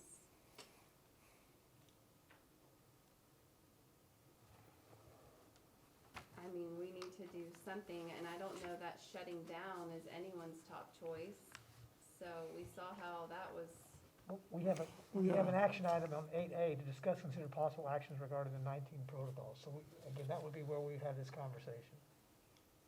okay. Okay, I'm just saying, we have an action item on that, so we'll be able to start having that discussion. So right now, y'all have any more questions for her, or we done with questions? I'm good. You good? Thank you. Thank you very much. Yes, Suzanne. thank you. Thank you very much. All right. I will say, before you go, the more information parents have, the better information and the better decisions they can make. So the fact that this is going, the blueprint's going on the website, I know parents appreciate that, so thank you. The fact that we now have a FAQ, then now that we have a dashboard, we might know some things, but if the general public doesn't know, Absolutely. that's the difference. So it's great for the 7 of us to know, but how many hundreds of children, thousands that we have in the district? So that the more information we can get, the better off we're gonna be. So no matter what we do, at least having that information is what's beneficial. So thank you for putting that information up so all of us can see what's going on. Thank you very much. Thank you for all the clarifying answers. Yeah, very good. Okay, we are moving to item 7E, which is a public meeting to discuss the 2021-2022 budget and proposed tax rate. So that would be, Mr. President, I have a question. yes. I'm cognizant of the fact that Ms. Moody said she had to leave at midnight. Well, I was just told that Don't have to? no, he upped the time. So, 11:30, but I'm good. So can we finish the COVID section first, Um, since we're talking about that? I think you would have to make a motion because we already I've already discussed called the it. I mean, consent I mean, agenda. I don't think this is gonna take that long. I don't think you have, I mean, we Okay. open a public hearing, he presents it, if there's anyone here to discuss it, that's what takes place Everything here. was discussed at the April 12th meeting, so. Okay. So again, I will open the public meeting with regard to the 2021-2022 budget and proposed tax rate, the district position. It has not changed in the 2 weeks since we met. So, we're looking at about $30,421,746 budget for the general fund, $1,411,146 in the lunchroom fund, and $4,953,863 in the debt service. The tax rate that we're proposing is 1.0174 per $100 valuation for maintenance and operation, 0.2817 per $100 valuation for interest and sinking or debt service, for a total tax rate of $1.2991.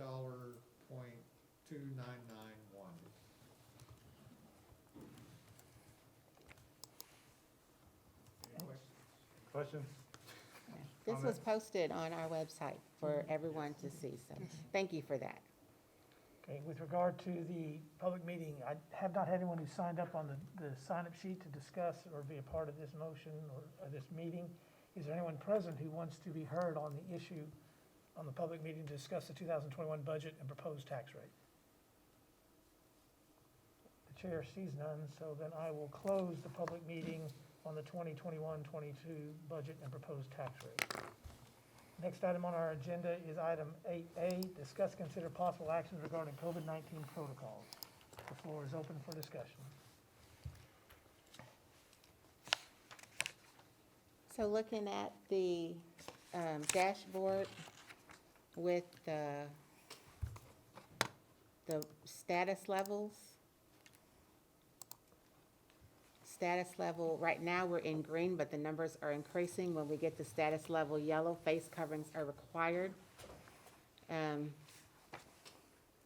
I'll read it because everybody's not looking at it. Face coverings are required, self-screening protocols, hand washing, sanitizing every entry throughout the day, enhanced cleaning procedures, PPE, operation modifications, special consideration for students with special needs, transportation provided, but students are required to wear masks, and visitors by appointment only. I'm good with that. That's where the face masks are required. I am a proponent of the masks. So I think our discussion would be, what does it take for us to get to level yellow? Or are we there? Or are we already there? Just move ourselves there, so. Yes. I think we just make a motion. If we're coming that close, the health director came in and said we might need to shut down classrooms. I feel like that we just catapulted ourselves to yellow. That's not even a discussion. Well, we have to have this there is a discussion. metric. I understand, but That there is a metric, if I understand it, and I would think that the proper procedure is if the metric has been achieved based upon our staff, then they say we are at code, we're left. There's no action that we do to make us level. Right. We either are or we are not based upon the metric. So, I mean, Now, all campuses? I think that's a good question. Are we at that level on each campus, or what level are we at on individual campuses?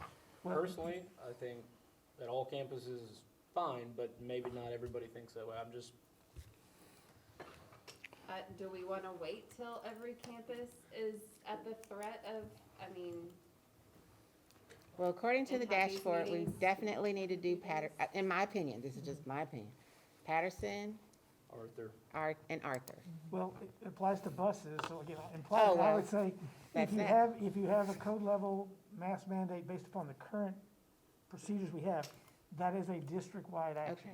Okay, So, I mean, I don't know how you're segregating a campus from it. Well, just 'cause of the I think, numbers. I think the way I read that is if you reach that level, then you can't, kids get on the bus, the same bus, some kids are riding between two campuses. I mean, they have high schoolers and junior hires, well, junior high has one bus. They get on, I don't know if we have mixed kids on the bus between elementary and junior high. I don't think we do. I don't They think have we different do. hours and times.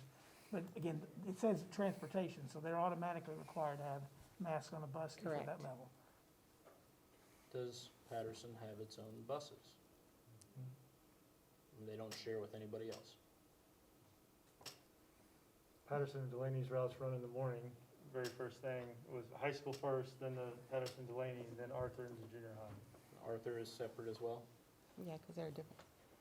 But the kids be wearing masks on the buses based upon our protocol. So the question is, Mm-hmm. if Delaney goes to yellow, but the high school's not, do we want to impose all the requirements? Again, that policy's probably not real clear on that. That may be the motion that we want to make as far as does the application at one level apply to all? The other question is, I think the let's intention say was that we, it applied to the entire district, you Yes. know. okay, Yes. let's say we do this, and I'm all for it, and we dip into the green. Are we going to immediately switch back? Because I feel like immediately switching back would be counter to mitigating the spread. I don't know how, I mean, I thought part of the protocol was based upon the trend.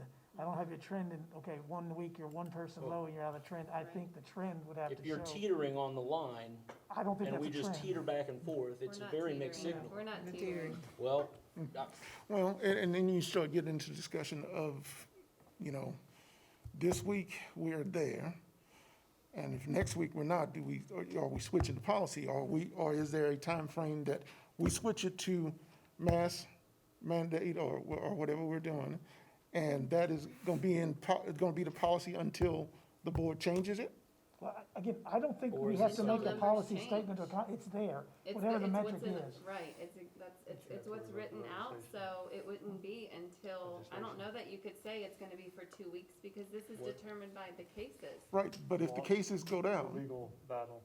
Well, part of this is, you know, give all the legal advice, again, we can't talk about that advice out here, but, you know, it is likely next week or the week after that there is gonna be some more guidance to us about what we can and can't do. We're trying to figure out what we do now. Right.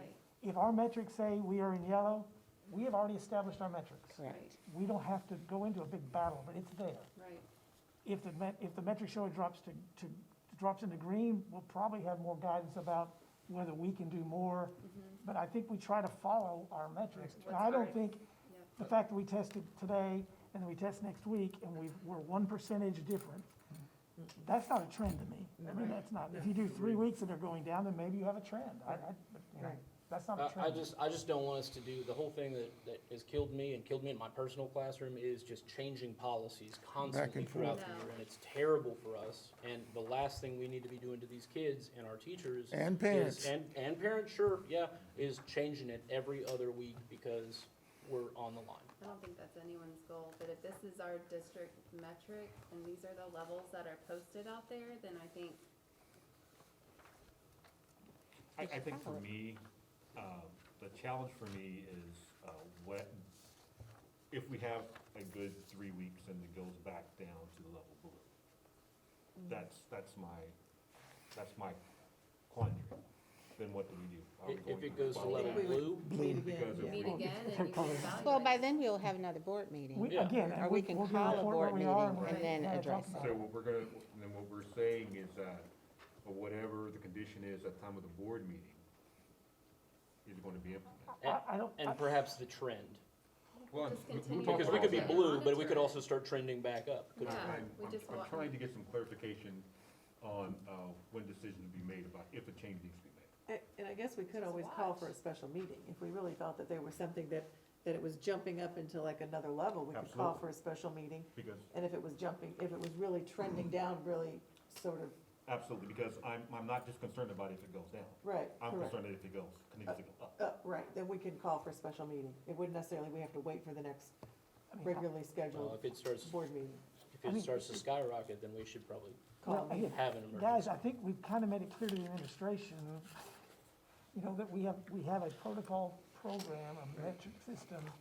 You know, the idea that, okay, we're suddenly in green, let's change everything, I don't think the administration's heard any of us say that. Right. And we will have plenty of meeting time to say, you know, what's the trend? You know, even though it's going down, let's keep where we are for another week or month. I mean, none of us want increasing cases. Now, whether we do all this and we have increasing cases is gonna be the problem, where we go from there. And that's the next step that we have to talk about. But again, this was on our, in case, from what we heard from the attorney and what we heard, whether we wanted to implement or add or change what we had. That's what this action item is for. So we need to make a motion to go to condition yellow and subsequently mandate masks, correct? No.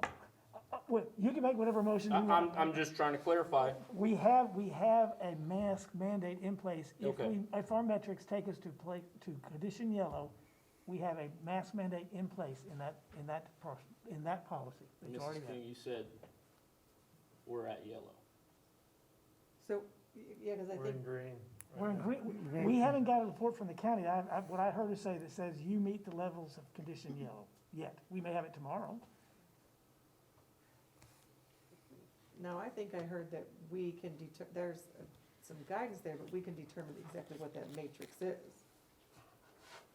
Well- And in fact, the discussion was that there are certain classrooms at Patterson that already definitely, even to the Tarrant County Health Department, said should probably be considered being closed.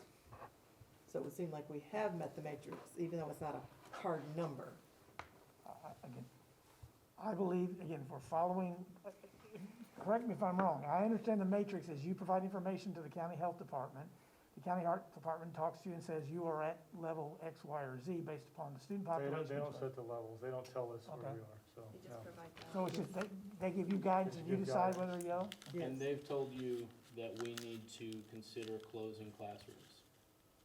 Based on Sunday's discussion and the number of classrooms, we were teeter-tottering the 20% flu model, which was the model that they're using. Those classrooms need to be closed, and we were right there on the cusp. So Don't you leave her me. recommendation I'm leaving was right Don't you leave me. on there on that cusp, to close those classrooms to mitigate ongoing exposure.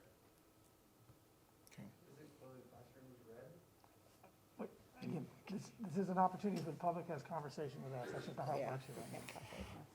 Okay, do we need to have a vote for I mean, that to happen, or? as I understand, Mr. Glover is suggesting, says if he wants to make a motion to send us and declare that we're in level yellow, again, I'm not sure that that's our role. I'm not sure that as a board, it's our role to declare what level we're in. I mean, it's the administration's responsibility to Let determine. me clarify that. Y'all didn't determine the levels last year. Administration determined the levels. So my thing is, you know, could we move to level yellow? Yes. Would it be my recommendation to move to level yellow? Yes. But I'm not gonna make a recommendation that's gonna go against the governor's mandate, because I don't wanna sit there and put the district in legal constraints. So that would be a measure from you guys to sit there and have to do, if you wanna sit there and take that on with the governor. So Okay, that would, so to then me, we would need be a the motion. mask, with the mask mandate. You say, yes, we want masks, then we move to yellow, so. Okay. So do you need to make a motion? Yes, I make a motion to move us to condition yellow. I second that. Okay, so we have a motion by Mr. Glover and a second by Mrs. Douglas. Is there any further discussion with regard to, excuse me, moving the district to level yellow? Just with the caveat, guys, that we will be going against the governor's mandate. So And vote however you Although choose. not currently. Oh, correct. And- That is not currently his mandate because of the TROs. TROs. Rule of Okay. And TRO is, Temporary Temporary restraining order, restraining order. okay, which again could go into an injunction or it could be Yeah. not go into an injunction, Right, which. and then we again, could pivot if we needed to pivot. Okay. So there's a motion on the floor and a second. All those in favor, please say aye. aye. Aye. Any opposed? The chair hears none, that motion passes unanimously that the district is at level yellow. Okay. And as stated, just for the public, I have already spoken to the board, and I'm excusing myself at this time. Thank you, ma'am. You're excused. Thank you. Good luck on your, Thank you very much. You want to vote on budget real quick? Do we have anything else that we Yeah, want to address specifically related to COVID before we move on to the budget? Can we bring up the teachers? Oh, my goodness, Okay. absolutely, yeah, Is this where we can talk about yes. offering COVID days for Yes. teachers so they're not using all their? It's not on your not agenda. specifically, Is that not- that's a budgetary item that we're gonna have to have. I mean, I don't think you can just say we're gonna do that. I think we need to get information on it, determine the cost to make a good decision. Does that not fall under COVID-related protocols? It does, but we haven't got the information on the cost to do that. The teachers, I mean, we looked at that last year. It wasn't a small number. It could be a big number.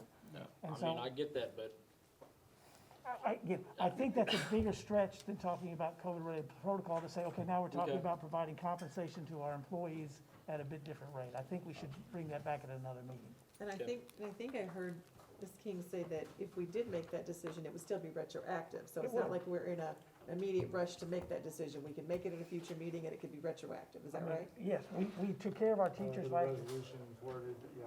Okay.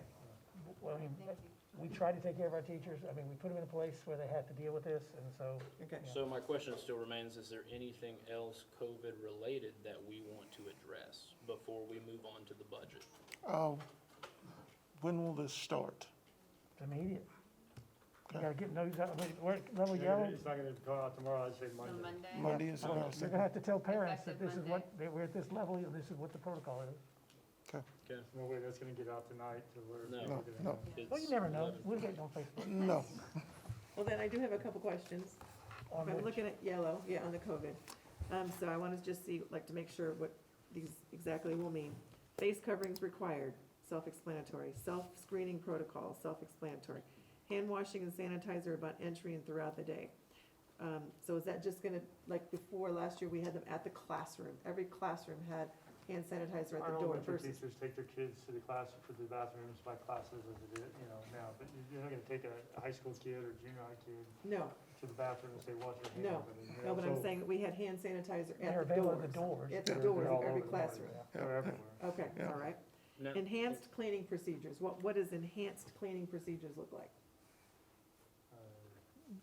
We have just normal, Spray we in. hands, we clean, we Spraying clean every all day. the surfaces in the building, throughout the day, so. If we can hire our maintenance staff back and get some more help, we can probably do some more cleaning. Okay, and then it says PPE and operational modifications provided for all students. So again, I'm presuming, as we did, when you walked in any classroom, there's masks available, hand sanitizer available I for the was in every students. class, there's masks available in the office, there's masks available at Okay. the front doors when you walk Perfect. in. Perfect.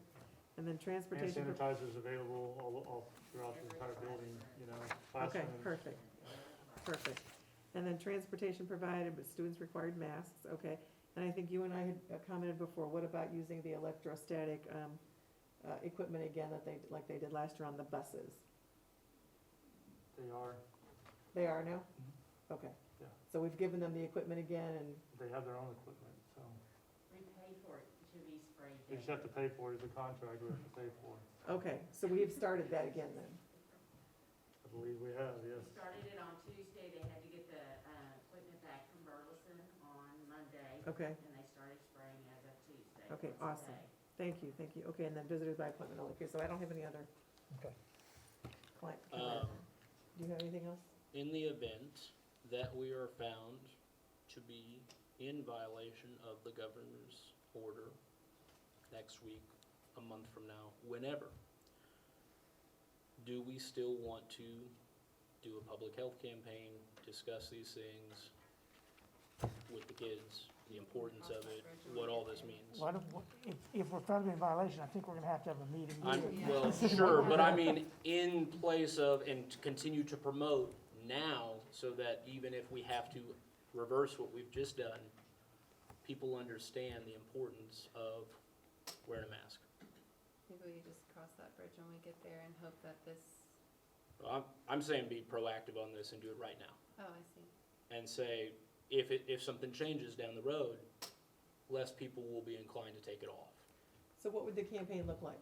I've said it a couple times, I think I said it earlier about having a shack and partner with the public health department, and actually I spoke to Ms. Vasquez about it, and she was on board, and getting maybe a physician or someone to give a presentation to students, not necessarily saying, rolling out vaccines or anything there, no, but just saying, hey, this is what it looks like, and this is what the ICU looks like. And like I said, I still remember those very traumatic presentations when I was in school, junior high, high school, and I think it would go a long way to continuing, even if we have to undo condition yellow, it would keep people doing the right thing. Well, one, I think it's important if we're gonna do any sort of campaign that we have a presentation about what that campaign's gonna look like before we start saying doing it, because we don't know what they'll present and we don't know what its impact's gonna be. So, I think if you want that, then we have to have the administration start putting somebody in place to say, let's look at what that campaign will look like. Now, if we got the resources to do it. You gotta be very, very careful with what gets put out there, and, especially in this day and age and time. I mean, we get people complaining about books we have, teach. I know. You never know what's gonna happen there. So I hear what you're saying. I think it's gonna be something that has to be brought to the administration, figure out what it's gonna look like, bring it to us and say, this is what we're talking about doing. Yeah. I mean, I think it'll take a little time to do that. And by that time, we'll probably know what the governor's gonna let us do, Sure, and the attorney general. sure. Okay? Then are we prepared to move on to 8B, discuss and consider the adoption of the budget? Or is there any more issues that we need to address? Okay, so we're moving to item 8B, discuss and consider the adoption of the 2021-2022 budget. We had a budget presentation previously on this. We've had the public hearing on that as required. It is an action item and it requires a specific, I guess, well, this one's not as bad as the tax one, but it does require a specific motion. So I'll entertain a motion with regard to the 2021-2022 budget as presented. Any further discussion on it? I don't think anybody wants to talk anymore, they're all tired. 11:45. Oh, I make a motion to adopt the 2021-2022 budget as presented. Motion by Mr. Glovier. Second. Was that Maria? Yes. Second by Ms. Douglas. Any further discussion? All those in favor, please say aye. Aye. Any opposed?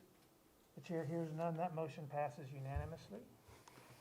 We now move to item 8C, discuss and consider adopting the 2021 tax rate. And this is a very specific motion. It has to be presented defining, even though we reduce our tax rate, there's a tax increase. So you have to read the motion as presented to be in specific compliance with the rules. Well, then I'll read this one. Okay?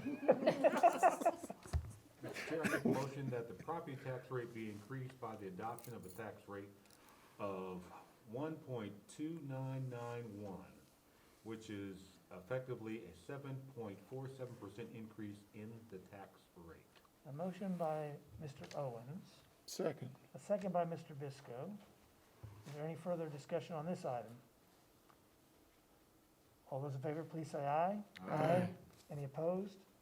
Chair hears none. That motion passes unanimously. We now move to the item 8D, discuss, consider approval of innovative courses in career and technical education. Good Lord. Hi, hello again, good evening. You don't look like Dr. Devlin. I sent Dr. Devlin home to do with her teaching. Why? We're having so much fun. So I'm standing in place of her, so there, maybe if questions come up, I may have to, come back later. But I think I can handle this one. We are proposing, and so this is part of, and actually, I'm just gonna pass this out to you because it'll make it easier. This is included in the board book, and I brought you some copies as well. Thank you, ma'am. I got an extra. Probably. Yeah, it's hard to put on the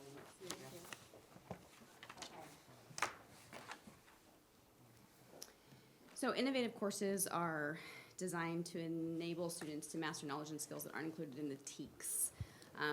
They are approved by the state, and as long as the board approves them exactly as they are written by the state, they are courses that we can be implemented. Now, at the high school level, we have a core proposal system where we add additions to the high school master schedule annually.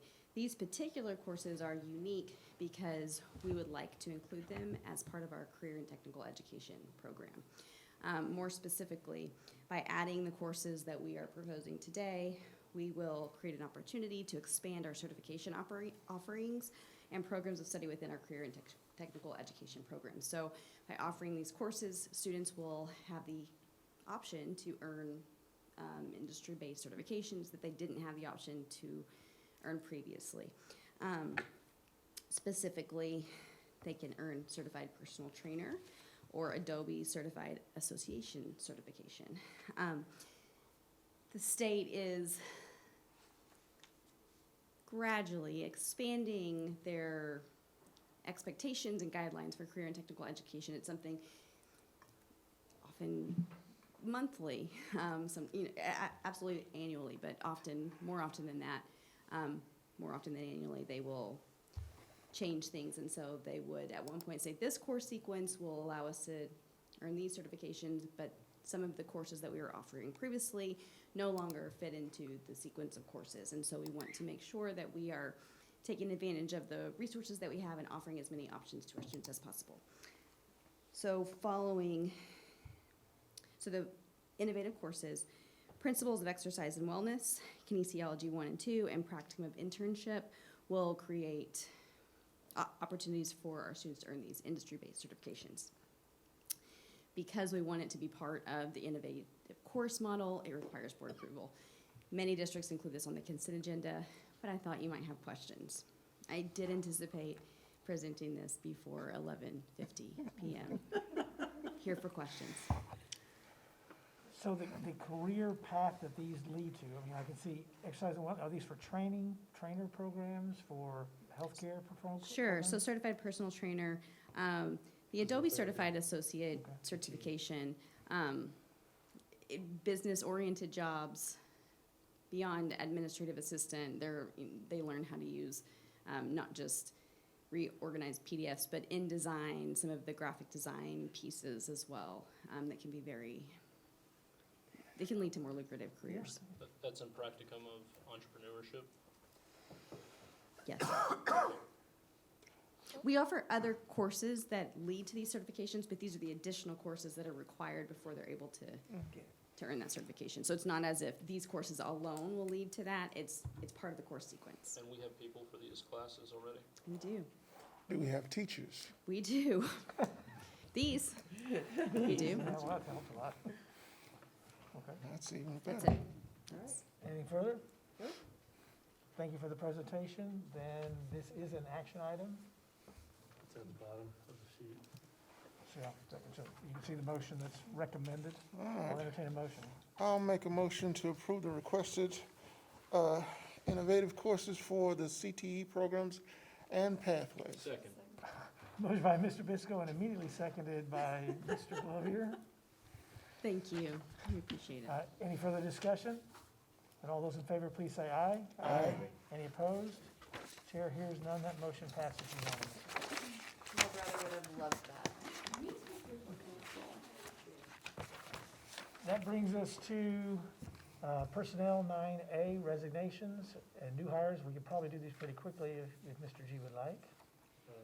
We said we've had, it's been off and on and still trying to hire personnel.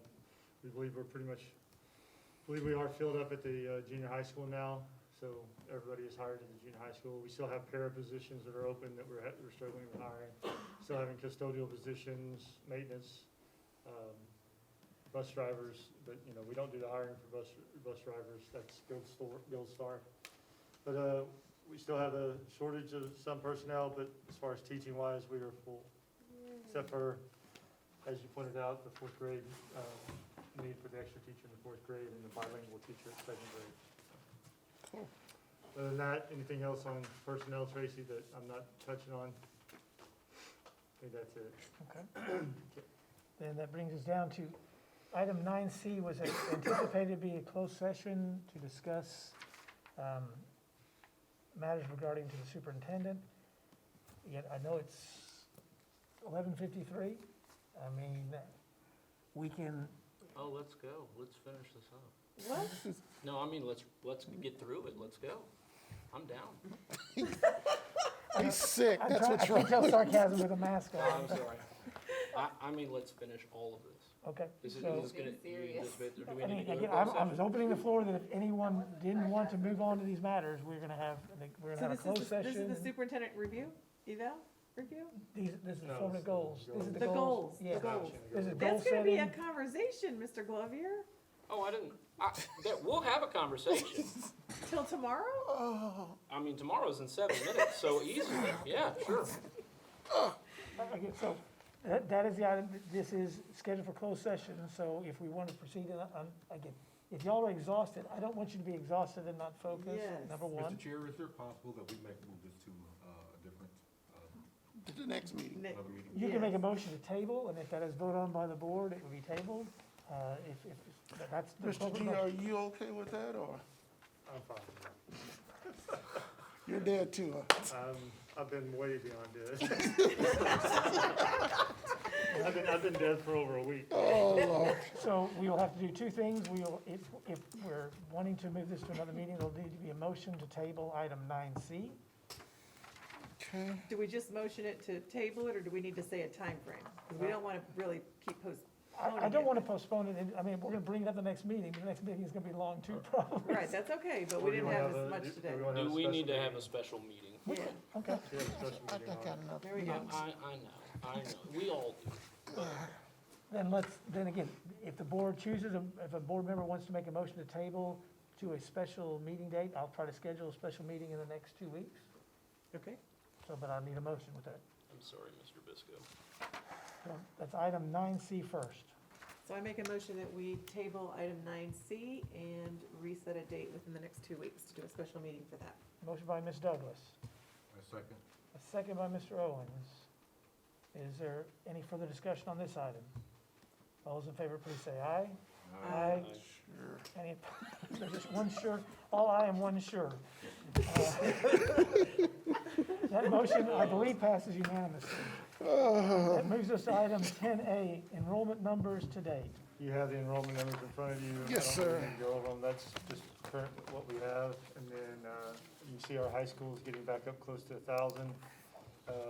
Delaney's getting up to close to 600, so numbers are increasing. And then the s'mores, you all have your s'mores Yep. newsletters. You can read those for yourselves. I'm not gonna go through those. Our principal's already gone. So I think that's, other than the other reports that you've already heard from the, Dr. Vu and from Ms. King, that's about it for me for reporting.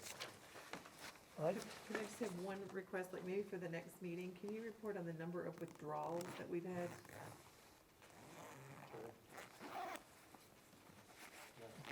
Since the start of the year, thank you. okay. Item 11, board discussion.